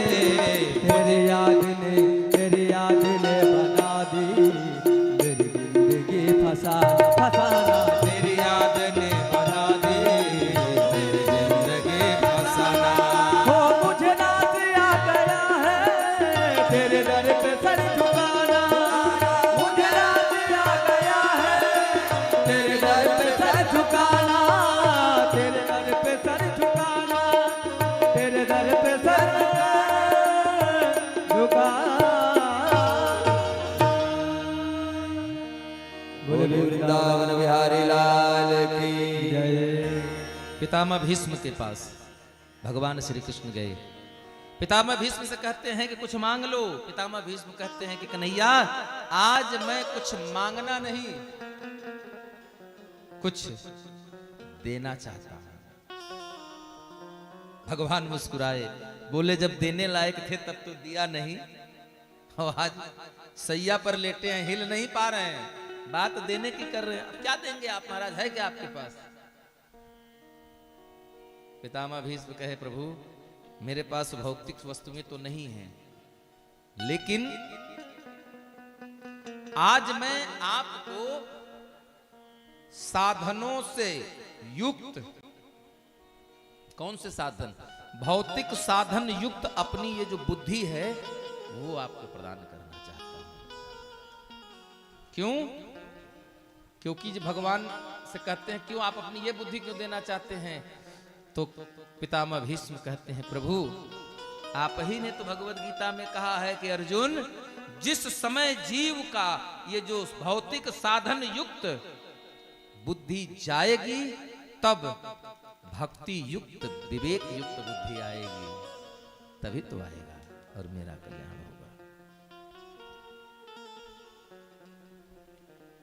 पितामह भीष्म कहते हैं कि मुझे याद है मैंने ऐसा कोई कर्म नहीं किया, फिर भी मुझे ये दुख क्यों? तो कहते हैं आज के 5 जन्म पूर्व आप राजकुमार थे, रथ से जा रहे थे, मार्ग में घायल सर्प रोड रास्ते में पड़ा था, आपने उस सर्प की रक्षा के निमित्त बाण के नोक से उसको उठाकर सड़क के किनारे करना चाहा और कर भी दिया, लेकिन संजोग से आपने उसको जब किनारे किया तो हाथ का झटका थोड़ा तेज हो गया और रोड के किनारे के बजाय वह बेरी के पेड़ में उलझ गया, उसका पूरा शरीर कांटों से बिध गया। ये उसी कर्म का प्रतिफल है जो आपको अब मिला है। इसीलिए गोस्वामी तुलसीदास दोहावली में कहते हैं प्रारब्ध तो पहले रचा पाछे रचा शरीर। इस मानव का जो शरीर है, चाहे पशु योनि किसी भी योनि का शरीर, आपके पूर्व जन्म के कर्म के अनुरूप मिलता है, प्रारब्ध से मिलता है। हे पितामह ये आपके पिछले जन्म का कर्म था जो इस बार उदयमान हुआ है। एक बात, हम लोग जो दुख आता है तो बहुत घबरा जाते हैं, जब दुख आता है तो हम लोग परेशान हो जाते हैं। दुख आए तो सह लेना, जो दुख आए तू सह लेना, जो सुख आए तो हंस लेना, न कहना कुछ किसी से तुम प्रभु से बस कह लेना। यही जिंदगी का सार है। और प्रारब्ध अगर मिले, हमको आपको दुख मिले तो ये इस बात का परिचय है कि हमारे पूर्व जन्म के किए गए पाप की गठरी का वजन कम हो रहा है, जा रहा है। ऐसा नहीं है कि इस बार दुख मिला, हमने दुख से घबरा कर आत्महत्या कर लिया तो दुख हुआ खत्म हो गया ना। अगर 100 रुपए का कर्जा पिछला बाकी था तो मर गए तो 150 रुपए का हो गया, एक पाप और उसमें जुड़ गया। जीवन में दुख आना इस बात की पुष्टि करता है आपके पूर्व जन्म के संचित पाप की गठरी से पाप कट रहे हैं। तो इसी बार भोग लीजिए, काहे अगले बार के लिए बचा कर रखें, है ना। लेकिन पितामह भीष्म भगवान से मांगते हैं, क्या मांगते हैं? बड़ा सुंदर स्वभाव है। कहते हैं पितामह भीष्म,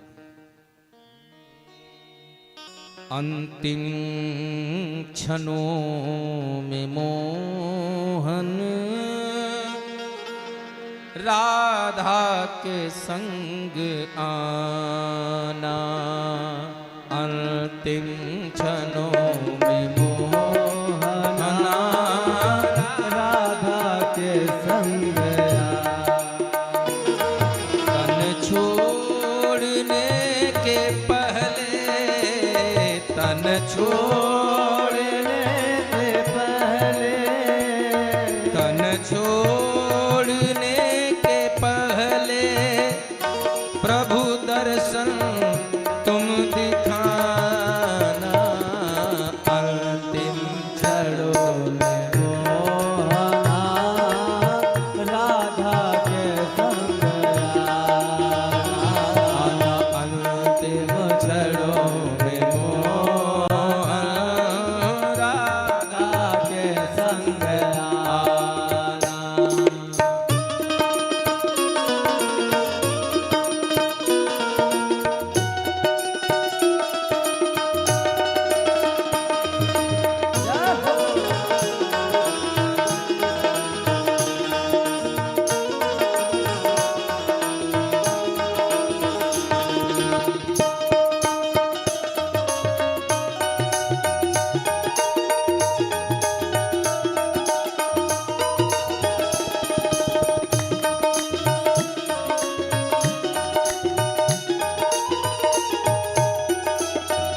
और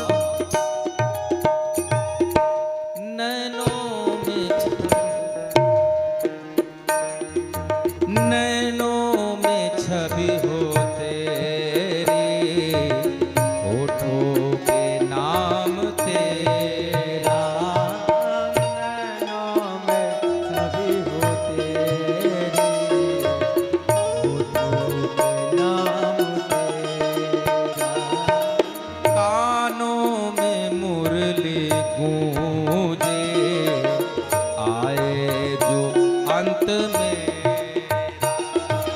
कानों में मुरली गूंजे, आए जो अंतिम। और जब अंत आए उस समय, उस वक्त मेरे मन को, उस वक्त मेरे मन को, उस वक्त मेरे मन को प्रभु विषयों से तुम बचाना, अंतिम क्षणों में मोहना राधा के संग आना, अंतिम क्षणों में मोहना राधा के संग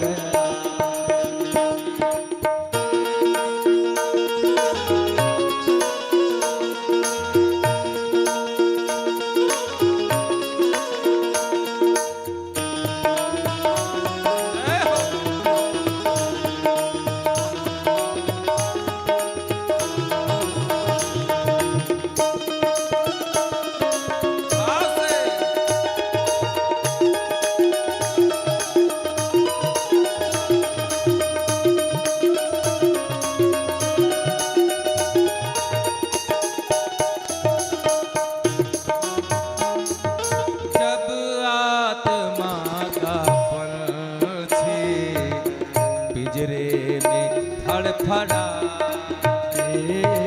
जब आत्मा का पंछी पिंजरे जैसे में फड़फड़ाए, जब आत्मा का पंछी पिंजरे में फड़फड़ाए, जब आत्मा का पंछी पिंजरे में जब आए, परमात्मा मिलन की चाहत में छटपटा, हे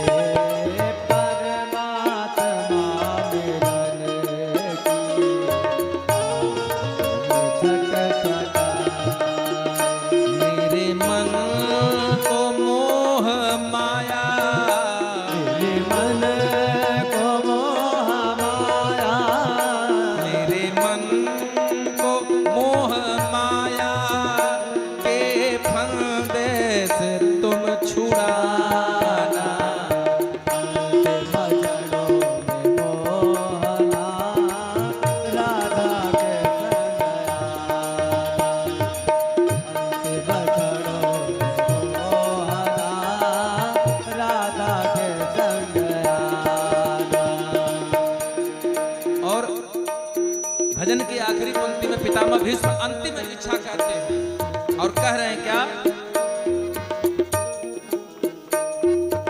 गीता के श्लोक सुनकर प्राणों का हो विसर्जन। गीता के श्लोक सुनकर प्राणों का हो विसर्जन। जिस समय गीता के श्लोक सुनकर प्राणों का हो विसर्जन। गीता के श्लोक सुनकर प्राणों का हो विसर्जन। तुलसी की मंजरी से अंतिम घड़ी सुगम हो। आहा तुलसी के मंजरी से जरा विचार करिए, मरने के बाद मुख में तुलसी दल डाल देते हैं, मरने के बाद मुंह में तुलसी डालते हैं। अगर जीते जी तुलसी पहन लीजिए तो यमराज आसपास नहीं नजर आएंगे महाराज। तुलसी की मंजरी से अंतिम घड़ी सुगम हो। आहा तुलसी के मंजरी से अंतिम घड़ी सुगम। और आनंद तो तब हो जाएगा प्रभु, मेरी मुक्ति तब बन जाएगी क्या? मेरे पार्थिव तन को, मेरे पार्थिव तन को, मेरे पार्थिव तन को प्रभु अग्नि तुम लगाना। अंतिम क्षणों में मोहना राधा के संग आना। अंतिम क्षणों में मोहना राधा के संग आना। मिले मुक्ति मुझको मोहन, मिले मुक्ति मुझको मोहन। मिले मुक्ति मुझको मोहन, तुम गंगा जल पिलाना। अंतिम क्षणों में मोहना राधा के संग आना। अंतिम क्षणों में मोहन राधा के संग आना। अंतिम क्षणों में मोहन राधा के संग आना। अंतिम क्षणों में मोहना राधा के संग आना। राधा के संग आना। प्रभु राधा के संग आना। मिले मुक्ति मुझको कान्हा, तुम गंगा जल पिलाना। अंतिम क्षणों में मोहना राधा के संग आना। बोले वृंदावन बिहारी लाल की। आइए यहीं से हम लोग बाबा रामचरितमानस की तरफ से 4 चौपाइयों के माध्यम से बाबा का श्रृंगार कर कर विवाह का दर्शन करते हैं। माता सती, आप लोगों ने भी पीछे चर्चा सुनी, उसी कथा से जुड़ी हुई कथा है। माता सती अपने बाबा भोलेनाथ, एक बार बाबा शंकर कैलाश पर बैठे हैं, उनके मन में जिज्ञासा हुई। क्या जिज्ञासा हुई? बस कुल मिलाकर 20 मिनट कथा और चलेगी, उसके बाद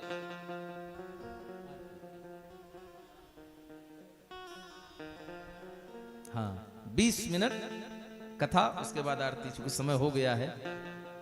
हाँ एक बार क्या हुआ था?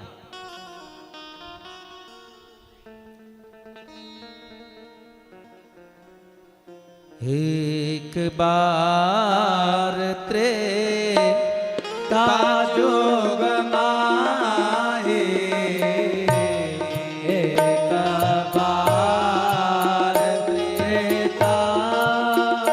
जोग पाए। शंभु गए कुंभजरी से पाए। शंभु गए कुंभजरी से पाए। एक बार बाबा भोले कैलाश पर बैठे, उनके मन में भगवान की कथा सुनने की इच्छा हुई। कहाँ गए? कुंभज ऋषि के आश्रम, यानी कि अगस्त मुनि के आश्रम पर गए। और जब अगस्त मुनि के आश्रम पर गए तो क्या हुआ? संग सती जगा जननी भवानी।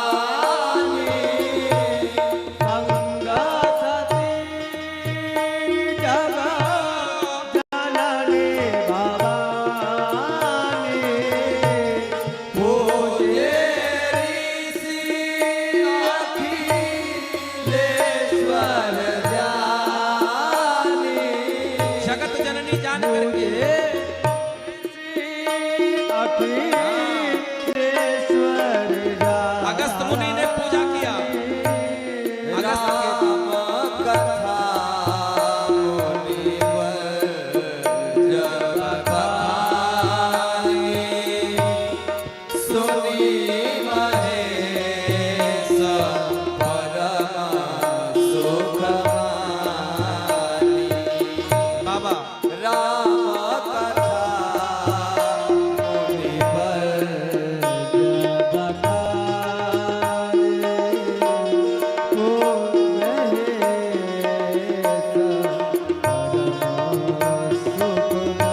बाबा अगस्त मुनि के आश्रम में पहुंचे।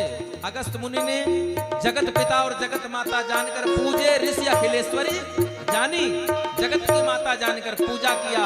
यही मैया सती को भ्रम हो गया कि ये व्यास जी हैं, हम श्रोता हैं, ये हमारी पूजा कर रहे हैं, तुम कथा क्या सुनाएंगे? जबकि बाबा को कथा का समुद्र बताया। और कुंभज ऋषि यानी घड़े से जैसे उत्पत्ति, कि क्या कथा सुनाएंगे हमको? माता इसी में उलझ गई। बाबा अगस्त ने पूरी कथा राम कथा सुनाई। प्रमाण हर घाट पर कथा हुई। 4 वक्ता 4 ही श्रोता मानस में बताए गए। एक ही कोई कथा किसी के अंदर बैठती है। यहाँ 2 श्रोता। मैया ने कथा नहीं सुना, क्योंकि गोस्वामी जी बता रहे हैं कि सुनि महेश परम सुख माने। अकेले बाबा ने सुना और कथा नहीं सुना का परिणाम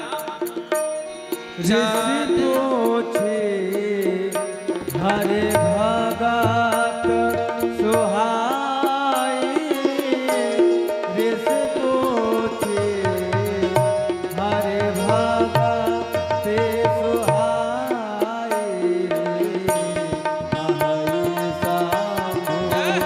अधिकारी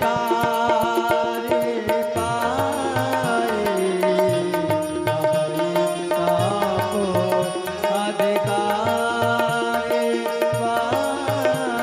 अगस्त मुनि ने पूरी राम कथा सुनाई। कही शंभु अधिकारी भाई, बाबा को समझकर कथा सुनाया। बाबा ने सुना, मैया ने नहीं सुना। कथा नहीं सुनने का फल मुनि सन बीदा मांगी त्रिपुरारी। मोरे सादा बिना मोरे सादा बिना मोरे सादा बिना मांगे त्रिपुरारी। चले भवन संगत चकुमारी। चले भवन संग कुमारी। देहिया सारा भांजन माही भारा। देहिया सारा भांजन माही भारा। हरे रघुवंश हरे रघुवंश हरे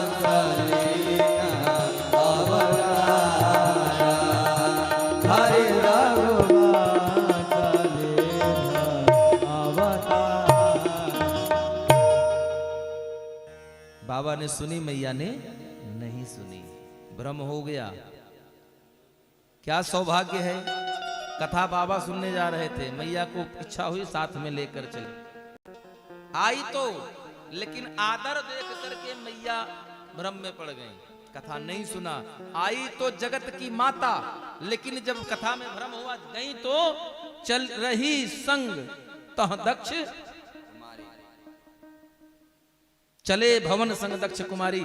अब जगत माता संबोधन हट गया, सारा विशेषण हट गया। अब दक्ष की पुत्री हो गई। दक्ष कौन? हठ का प्रतीक, अहंकार। गई, बाबा ने सोचा इधर भगवान का अवतार हुआ, हरि रघुवंश लीन अवतारा। बाबा सोचते हैं, कथा सुनने की इच्छा हुई, भगवान ने कथा सुनाई। हे प्रभु, थोड़ी कृपा और मिल जाती, अगर दर्शन दे देते सरकार। तब तक क्या हुआ? भगवान राम हे खग मृग हे मधुकर श्रेणी, तुम देखी सीता मृगन। बाबा खोज रहे हैं राम जी। मैया सती देखा, बाबा ने भी देखा, और देखने के बाद बाबा कह रहे हैं, हा हा बार बार, एक बार देखा प्रभु प्रणाम, थोड़ी दूर 4 कदम गए, फिर वापस प्रभु प्रणाम।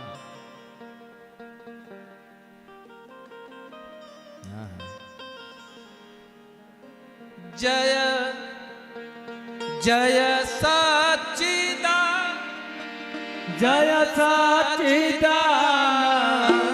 जग पावन, जय सच्चिदानंद जग पावन, अस कहि चले वो मनोजल जावन, अस कहि चले वो मनोजल जावन, चले जात शिव सती सवेरा, चले जात शिव सती सवेरा, बोले बोले बोला कथा के पाने केता, बोले बोले बोला कथा के पाने केता।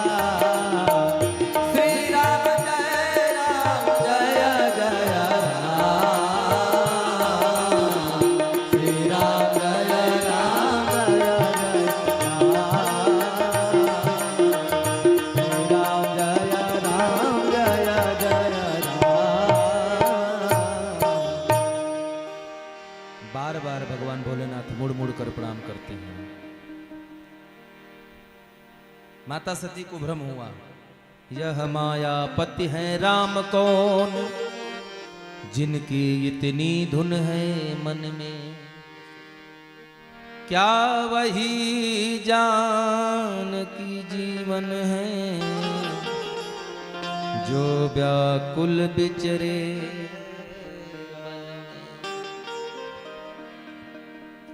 क्या ये राम कौन है? बाबा समझ गए, बहुत समझाया, भांति अनेक शंभु समझावा, लेकिन भावी बसना सतबुर नहीं समझ में आया। अब भगवान ने कहा, अगर बात हमारे समझाने से नहीं समझ में आई तो किनी जाए। और मैया चली गई तो क्या किया? गई मैया ने तो सीता सती कीन सीता कर वेसा। भाव समझिएगा, माता सती ने सीता का रूप बनाया, लेकिन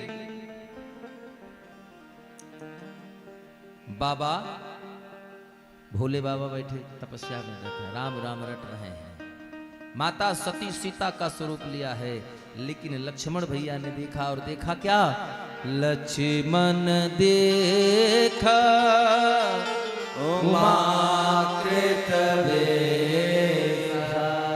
सती हैं, रूप सीता का है, लेकिन लक्ष्मण देख रहे हैं उमा का, पार्वती का। मायापति से माया भगवान ने देखा, प्रणाम किया। मैं कौशल्यानंदन राम आपको प्रणाम करता हूं। जोरी पानी प्रभु कीन्ह प्रणाम,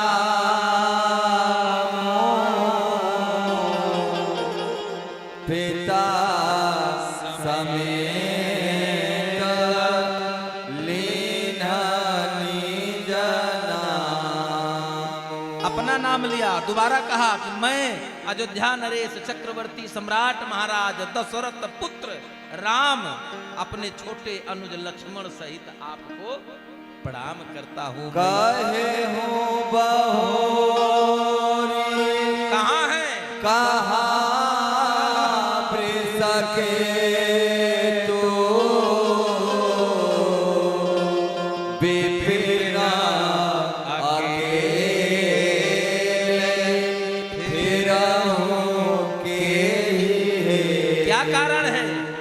वन में विचरण कर रही, इतना भयंकर। अरे अभी हम तो भोग ही रहे हैं, आप अकेले कहां? बाबा कहां हैं? मैया ने कहा ये तो लग रहा है हम पकड़े जाएंगे। बहुत चालाकी कर रही हैं, लेकिन तब भगवान ने फिर लीला किया। बोले अब नहीं समझ रही हैं। भगवान ने क्या देखा? और जहाँ चित वहीं तहाँ प्रभु आसीना, जहाँ चित वहीं तहाँ प्रभु आसीना, सेवा सीधा मुनि सकवीना, सेवा सीधा प्रवीणा, देखे शिवा विष्णु अनेका,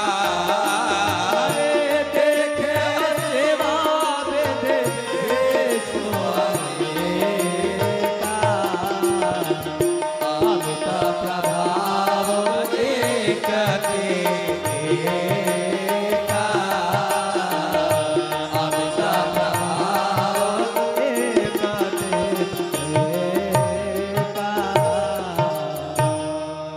जब मैया ने जहां नजर, अच्छा जब माता समझ गई वहां पकड़ी गई, तो अब रास्ता ढूंढने लगेगी कहां से, यहां से कौन सी गली मिले कि वहां से हम जल्दी से निकल लें, जल्दी भगे यहां से।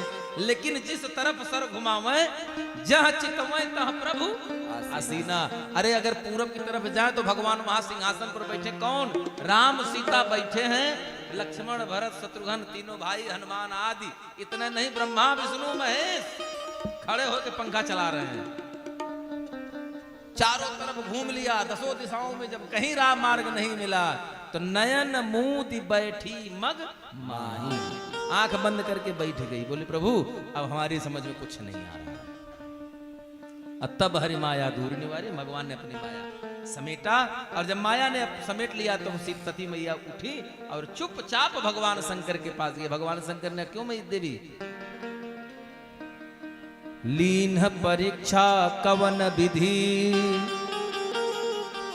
कहूं सत्य सब बात। हैं? सही सही कहना, कैसे परीक्षा लिया? तो माता सती कह रही हैं, कछु न परीक्षा लेना गोसाई। अरे जब लेना नहीं था तो कही क्यों?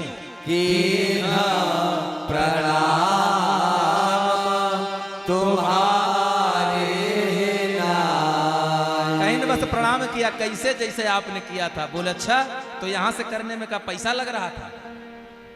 है? हम 3 बार किए तो प्रश्न कर दिया, और वहां जाके खाली प्रणाम किया। तब शंकर देखो भर ध्यान सती जो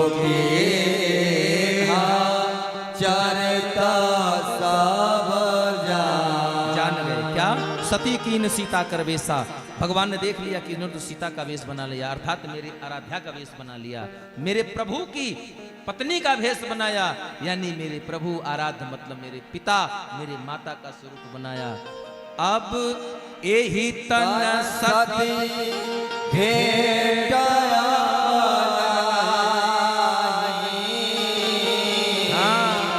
शिवा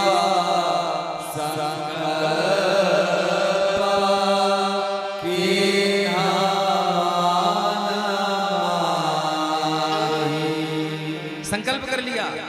मैया आप समझ नहीं पा रही कि क्या संकल्प किया, कुछ समझ में बात आ नहीं रही है। तब आकाशवाणी हो गई। क्या संकल्प किया भगवान ने? अब जो करऊं सती सन प्रीति मिटई भगति पथ होई अधर्म हो जाएगा। और भगवान शंकर के इस संकल्प को सुन करके कहां से सुना? मन में सुना। किसने? विधि ने सुन लिया। आकाशवाणी हुई। भगवान शंकर से कहा कि तुम्हारे जैसा भगवान राम के व्रत को समर्पित करने होना वाला कोई दूसरा नहीं है। क्यों? क्योंकि बिनु अग तजी सती जस नारी। कोई अपराध नहीं किया था मैया सती ने, लेकिन आपने त्याग कर दिया। ना राम भगवान कुछ बोल रहे हैं, ना माता सीता सती कुछ बोल रही है। चुपचाप लेकर के आगे आगे भगवान और पीछे पीछे सती हिमालय पर पहुंचे। बाबा की समाधि लग गई। 87,000 वर्ष की समाधि के बाद यहाँ 7 दिन पति देव न बोला तो 8वें दिन श्रीमती जी का टैची नैयर मिलेगा। अगर 7 दिन पति जी न बोले तो 8वें दिन बैग कहाँ मिलेगा? तैयार रहेगा। हम बोल दो ना तो बस समझ लो बस हम चले जा रहे हैं। 87,000 बीते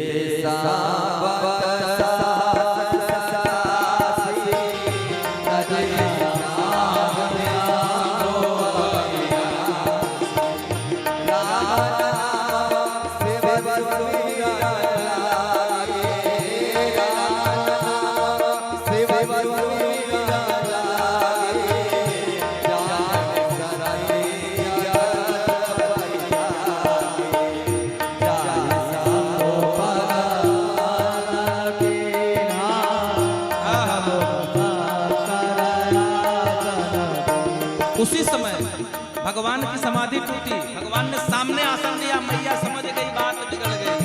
क्यों? क्योंकि पत्नी का स्थान वाम भाग में होता है। भगवान ने वो स्थान से सामने बिठा दिया, यहाँ बैठो। और लगे कहन हरि कथा,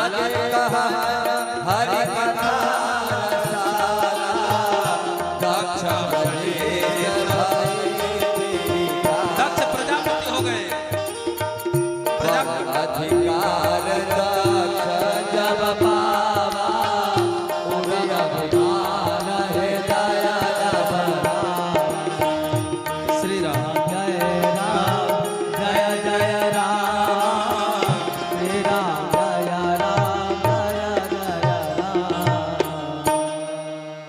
शंकर ने माता सती को सन्मुख आसन दिया और बैठा करके मैया उदास है। अरे जिसका पति 87,000 एक दो बार नहीं और क्या सम्मत बीते सम्मत सहस 87 माने 87,000 वर्ष जिसका पति समाधि में चला जाए, वो पत्नी तो पता नहीं कई बार मई के चली जाएगी, पता नहीं कितनी कोर्ट से नोटिस आ जाएगी है? लेकिन धन्य है माता सती, उन 87,000 वर्ष के प्रतिदिन सुबह शाम बाबा के चरणों की सेवा करती रही, गई नहीं। बाबा जगे, मैया आई, बड़ी खुश हुई। भगवान ने बाएं आसन नहीं दिया, बोला देवी सन्मुख बैठी, सामने बिठा लिया। अर्थात मैया सती गई कि मेरा अब पति के साथ पत्नीवत रिश्ता नहीं रहा, वो स्थान छूट गया, मेरा सामने आ गया। लगे कहन हरि कथा रसाला, उनको संतुष्टि मिले इसलिए भगवान की लगे नाना कथाएं सुनाने। लेकिन उसी समय दक्ष प्रजेश भयौते काला, दक्ष जो थे प्रजापतियों में योग्य जान करके उनको प्रजापतियों का प्रमुख बनाया गया, प्रजेश हो गए। अच्छा, पड़ोसी हम ही आपने थोड़ा भाग नहीं दूसरे को जलाते हैं, ऐसा थोड़ा कि नहीं खाली गुप्ता जी पड़ोस को जलाएंगे या वर्मा जी जलाएंगे या और बाकी भैया लोग अपने पड़ोसी को जलाएंगे कि उन्होंने न्योता नहीं दिया। बढ़िया खूब दोस्ती थी। हे अच्छा, जिससे जिसकी दोस्ती होगी, अगर उसने जान लिया कि इनके से इनकी भी दोस्ती है और अगली बार इनमें में कुछ खटास हो गई, अगले दिन उनके बच्चे का अगले महीने बर्थडे हो गया, जन्मदिन पड़ गया, उनको न्योता जान गया कि नहीं गया है तो तैयार होगा।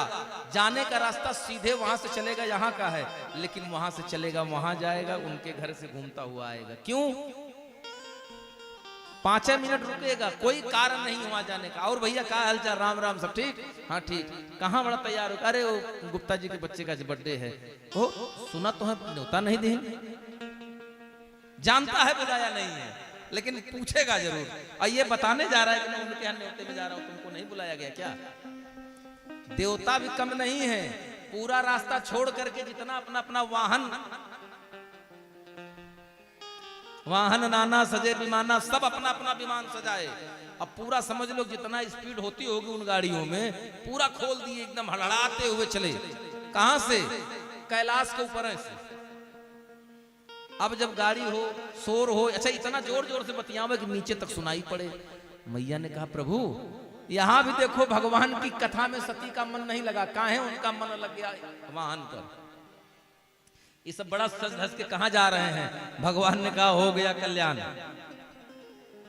एक बार नहीं सुनी, दोबारा फिर नहीं। भगवान ने कहा तुम्हारे पिता प्रजापति दक्षों के, प्रजापतियों के प्रजेश यानी प्रमुखी बनाए गए, मुखिया बनाए गए हैं। बोले तो कहां जा रहे हैं सब? बोले उन्होंने यज्ञ किया है। बोले अच्छा, तो हम लोग को भी चलना चाहिए। तो भगवान ने कहा ना, ब्रह्म सभा हम समर्पण ठाना। एक बार देव सभा में हमसे नाराज हो गए, ब्रह्मा जी की सभा में। अरे हम अलमस्त आदमी आए, हमने प्रणाम नहीं किया, नाराज हो गए। अच्छा चलो, हमसे नाराज हो गए तो हो गए, तुमसे भी, तुमको भी नहीं बुलाया। हमरे बयर तुम बिसरायो, तुमको भी नहीं बुलाया, तुम तो उनकी पुत्री थी। तो माता सती कहती है, गुरु के घर, मित्र के घर, पिता के घर और भगवान के घर जाने के लिए न्योता की जरूरत नहीं है। अब इसका मतलब नहीं पड़ोसी के घर में दावत हो तो आप लोग बिना बुलाए चले जाइए। हाँ, बहुत लोग इंतजार में रहते हैं कि बस कैसे पार्टी शुरू हो। क्यों? क्योंकि बाबा समझा रहे हैं, तदपि विरोध मान जह कोई, कहाँ गए कल्याण न होई। तदपि विरोध मान जह कोई, कहाँ गए कल्याण न होई।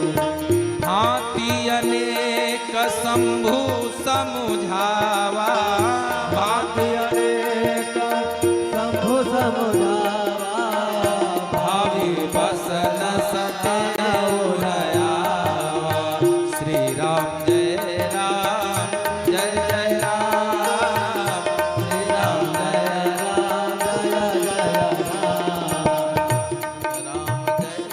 राम जय जय राम, श्री राम जय राम, जय जय राम। बहुत समझाया, नहीं मानी।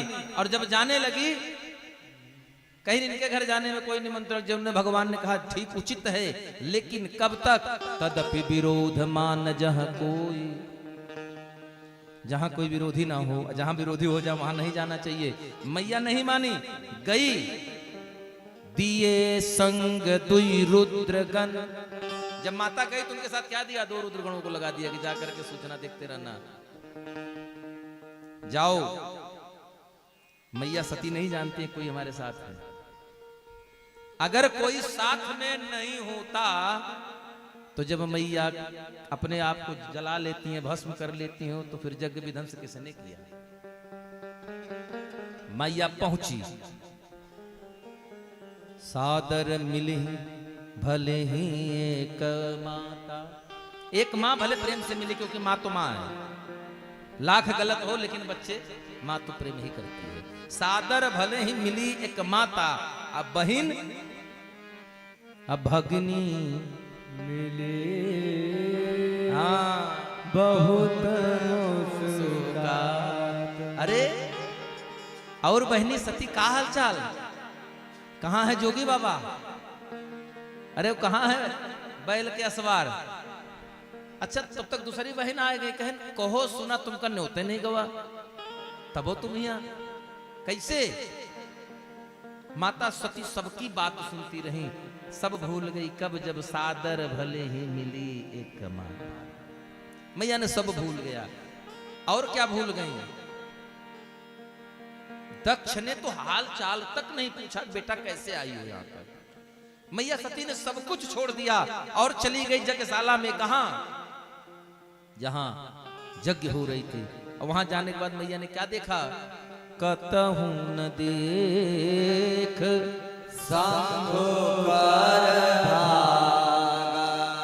शिव अपमान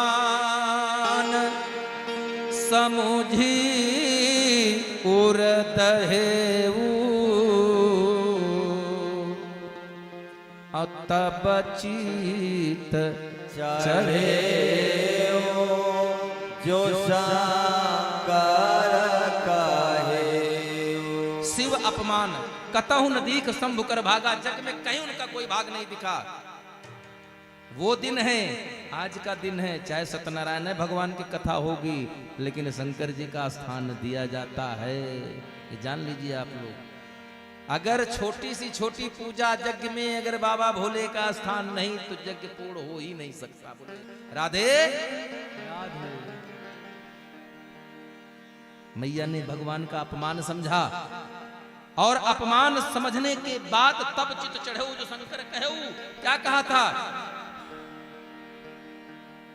तदपि विरोध मान जहां कोई, जहां आपका कोई एक विरोधी हो वहां जाने से आपका कल्याण नहीं है। लेकिन मैं चली आई, पश्चाताप हुआ। शिव अपमान समुझ दहे, वह हृदय में जलन होने लगी। और जब जलन होने लगी तो मैया सती ने अपने इस तन को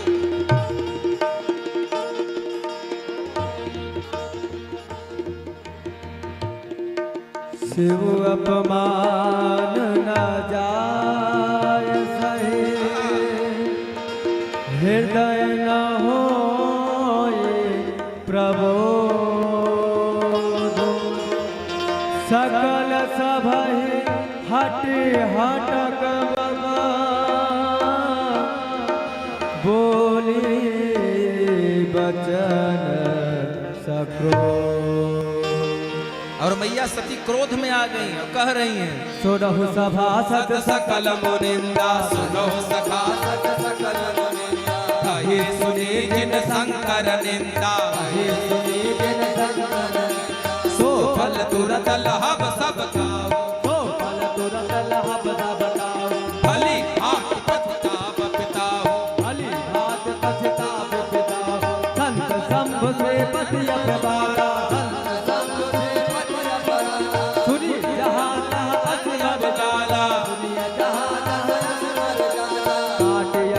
जीव जो बसाए, श्रवण बोध तत चलिय पराए, श्रवण बोध तत चलिय पराए। जगदाता मां महेश पुरारे, जगत जनक सबके हितकारी, जगत जनन सबके पिता मंद मत निंदत तेरे, तत् सुख संभव यहाँ तेरी।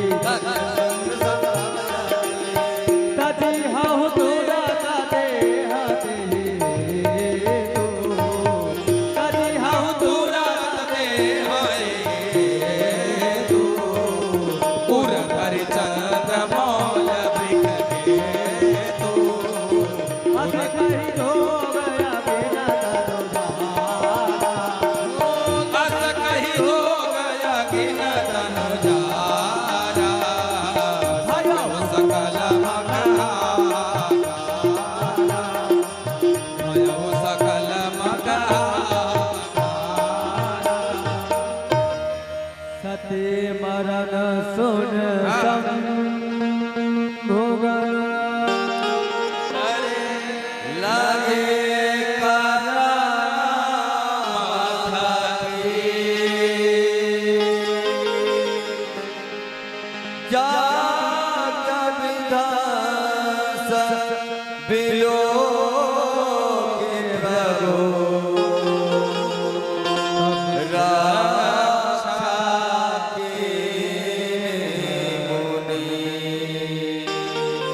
भृगु मुनि उसी यज्ञ में है। उन्होंने जब देखा मैया सती ने कि मेरे पति का अपमान किया गया मेरे पिता महाराज दक्ष के द्वारा, और यह शरीर की उत्पत्ति भी पिता दक्ष के द्वारा है, इस अपमान से, इस बात की ग्लानि से मैया सती ने वहीं अपने पैर के अंगूठे के नाखून से खुरचकर अग्नि प्रकट किया, योग अग्नि प्रकट किया और अपने शरीर को जलाकर भस्म कर दिया। इसके बाद इधर मरने की शरीर को भस्म किया, सती मरत हरिशन वर मांगा, वरदान मांग लिया। क्या मांगा? जन्म जन्म शिव पद अनुरागा, कहते अंत मति सागति।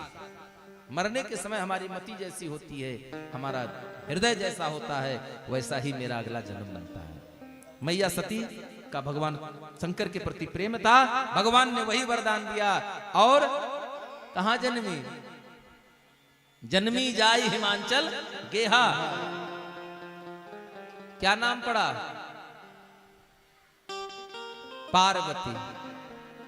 पार्वती नाम पड़ा। यही इस जन्म में इनके गुरु बने कौन?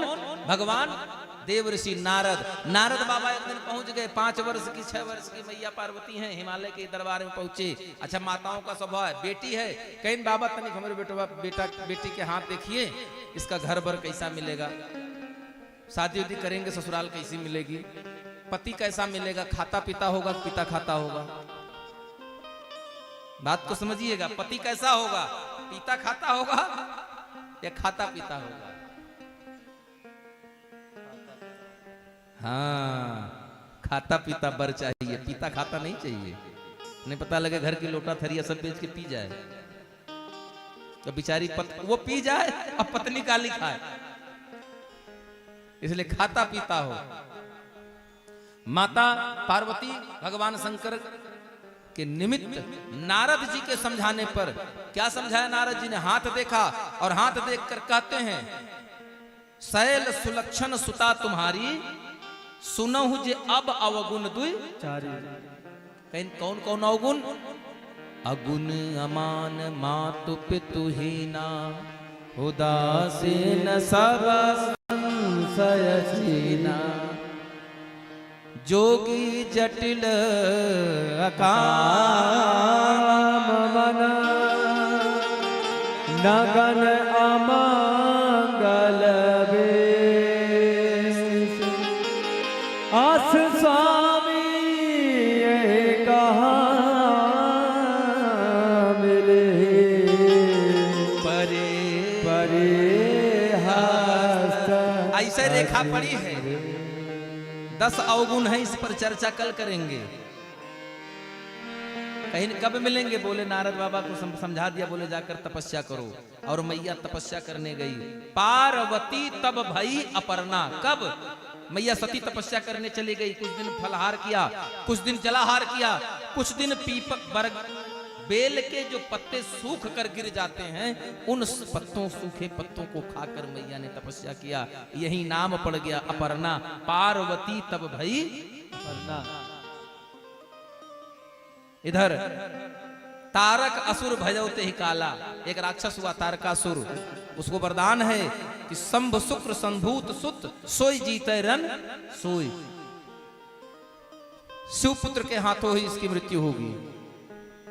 बाबा को विवाह करना, सारे लोग जगा रहे हैं। इधर ब्रह्मा जी ने सप्तऋषियों को भेजा, जाइए पार्वती की परीक्षा लीजिए। तपस्या लेने परीक्षा आए। कहा कि काहे शंकर जी के चक्कर में पड़ी हो? अरे थोड़े दिन रुको, विष्णु से विवाह कराएं, सूर्य से कराएं, इनसे कराएं, उनसे कराएं। बोले ना, कोटि जन्म लग रगर हमारी, बरौ शंभु न तरहु कुंवारी।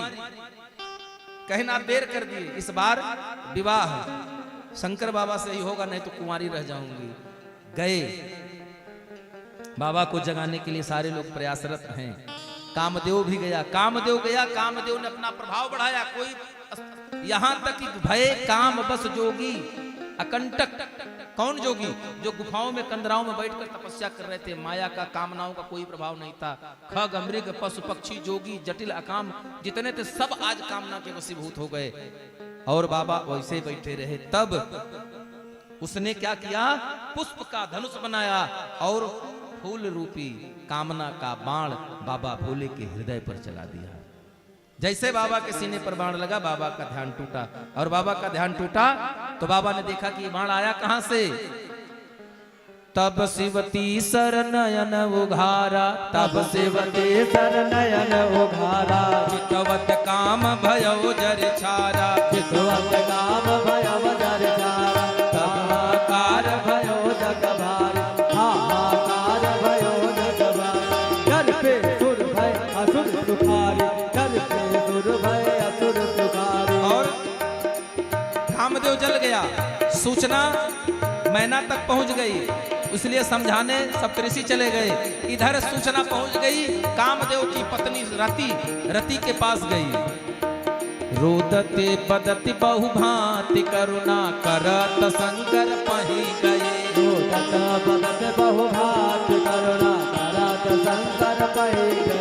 अत प्रेम कर विनती विधि विधि जोत कर सन्मुख नहीं, प्रभु आज तो कृपाल जुग अबलाल रख बोले गए, अबलाल रख बोले गए, अबलाल रख बोले गए। बोले परेशान न हो, तुम्हारा पति मिलेगा जब जदुवंश कृष्ण अवतारा। हुई है हरन महामहिवारा, कृष्ण तनय हुई है पति तोरा, अब वचन अन्यथा होई नमो। समझाकर उसको भेजा। इधर सारे लोग बाबा को फिर समाधि में लग गए, सारे लोग बाबा को जगा रहे हैं। भगवान राम भी आए बाबा को मनाने, प्रभु अब आप विवाह कर लीजिए।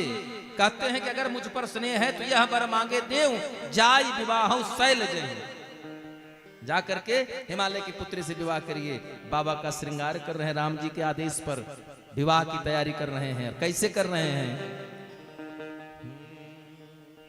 शिव ही शंभुगन करहि सिंगारा, शिव ही शंभुगन करहि सिंगारा, शिव ही शंभुगन करहि सिंगारा। जटा मुकुट मोर समारा, जटा मुकुट मोर समारा। पहिरे ब्याला तन विभूति जटा के हर जाना, ससिला लाट सुंदर सिर गंगा, नयन दीन उपगीत भुजंगा, करला कांता ओरा नरसिंह माला, अशिवा वेश शिवो नाम की काया। कर त्रिशूल डमरू विराजा, चले बसहा चढ़ी बाजहि बाजा। बाबा चले बारात लेकर, पहुंच गए कहां? हिमालय राज के दरवाजे पर। मैया ने आरती के लिए थाल लेकर आई, बाबा का दर्शन किया। भूत प्रेत बाबा का रूप देखा तो डर गई मैया। और मैया ने क्या किया? जो आरती की थाल थी, बाबा का स्वरूप देखा और आरती करने आई। बर की पूजा होती है ना, बर की आरती की जाती द्वाराचार पर। जैसे बाबा भोलेनाथ को देखा, मैया ने जो पूजा के थाल सीधे पकड़ कर लाई तो उसको जोर से उल्टा पटक दिया। बक कहीं काहे? गुरु भगवान कहते हैं जीजा। और कैसे? मैया अंदर भाग गई, बालक लैले जीव पर आने, बाल बच्चे सब अपने अपने घर भगे। मैया ने कहा काहे जीजा? कैसे? कहें जीजा। अरे कहें जीजा वो जिसको देखकर जीने की इच्छा करे, इसको देखकर तो यह मन करता है वहीं मर जाए। तो इस जीजा से, इसलिए इसको जीजा नहीं कह सकते हैं। नारद जी सप्तऋषि मैया मैना को समझाए। सुंदर बाबा का विवाह की तैयारी, मंडप लगा और सुंदर बाबा का विवाह हुआ। आइए हम सभी लोग 2 बार भगवान शंकर को याद करते हैं, उसके तुरंत बाद बाबा को याद करते हैं, उनके नाम का जप करते हैं और सीधे सीधे आरती की तैयारी करेंगे। सभी लोग अपने अपने स्थान पर खड़े हो जाएं। कर्पूर गौरम करुणावतारम संसार सारं भुजगेन्द्रहारं सदा वसन्तं हृदयारविन्दे भवं भवानी सहितं नमामि। ओम नमः शिवाय ओम नमः शिवाय हर हर भोले नमः शिवाय ओम नमः शिवाय नमः शिवाय। सभी लोग गाइए। हर हर भोले नमः शिवाय नमः शिवाय ओम नमः शिवाय हर हर हर भोले नमः शिवाय नमः शिवाय नमः शिवाय नमः शिवाय हर हर भोले नमः शिवाय ओम नमः शिवाय नमः शिवाय हर हर भोले नमः शिवाय नमः शिवाय ओम नमः शिवाय हर हर भोले नमः शिवाय। वेदमंत्र मुनि बरा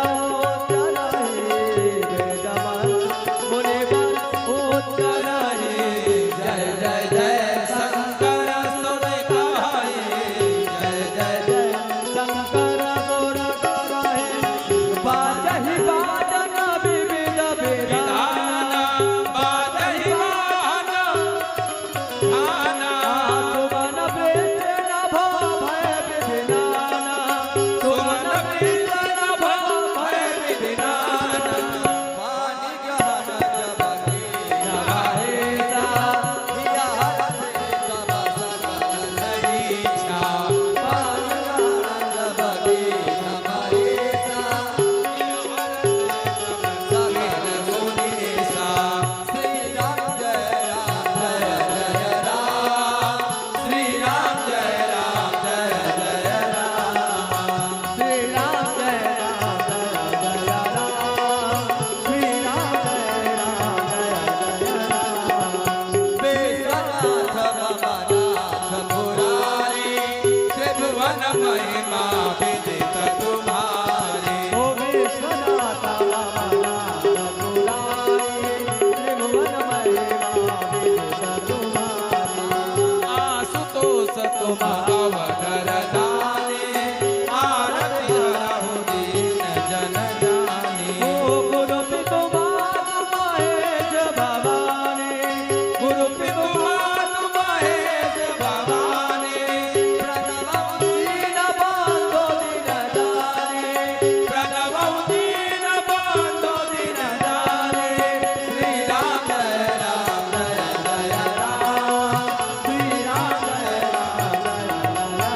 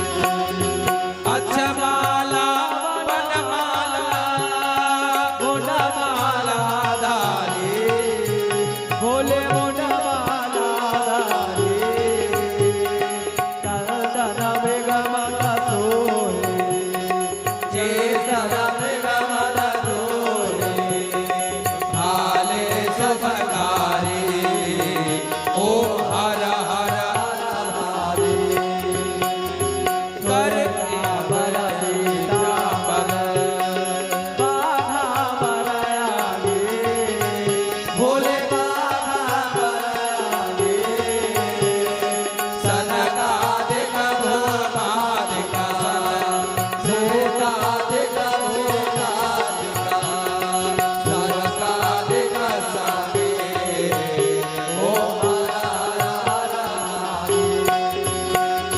हर करके धेनु कमंडल चक्र त्रिशूल धरता भोले चक्र त्रिशूल धरता जग करता दुख हरता जग करता दुख हरता जग पालन करता ओम हर हर हर महादेव ब्रह्मा विष्णु सदा शिव जानतय विवेका बोले जानत विवेका प्रणवाक्षर के माथे ओंकारेश्वर माथे ये तीनों एका ओम हर हर हर महादेव काशी में विश्वनाथ विराजित धने ब्रह्मचारी भोले ब्रह्मचारी नित उठ भोग लगावत नित उठ बाबा जी को दर्शन पावत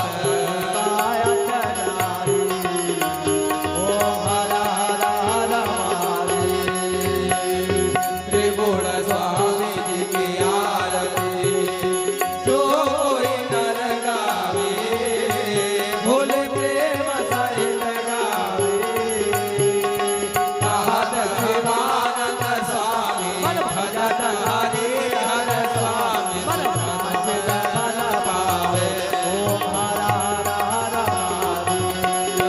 ओ हर विभो काना मन देव देव मन नट शिव देव रे के प्यारा देव रहे देव तबारा देव बैल चल वाला देव भाग वाला देव रहे देव तबारा देव भाग चल देव भोला तक देव बाल गति को प्यारा पे गंगा विराज डब डब डब डब डब रो बाज माता दादा जाला ओम हर हर हर महादेव हरि ओम हर हर हर हर महादेव ओम हर हर हर महादेव गौर गौरव करुणावतारम संसार सारम भुजगेन्द्र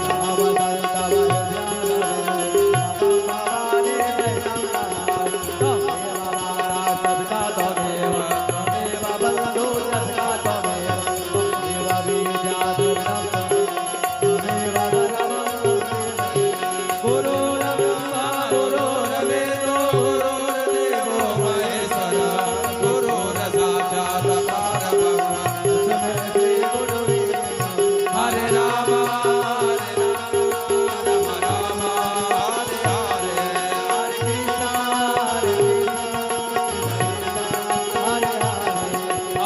राम राम हरे हरे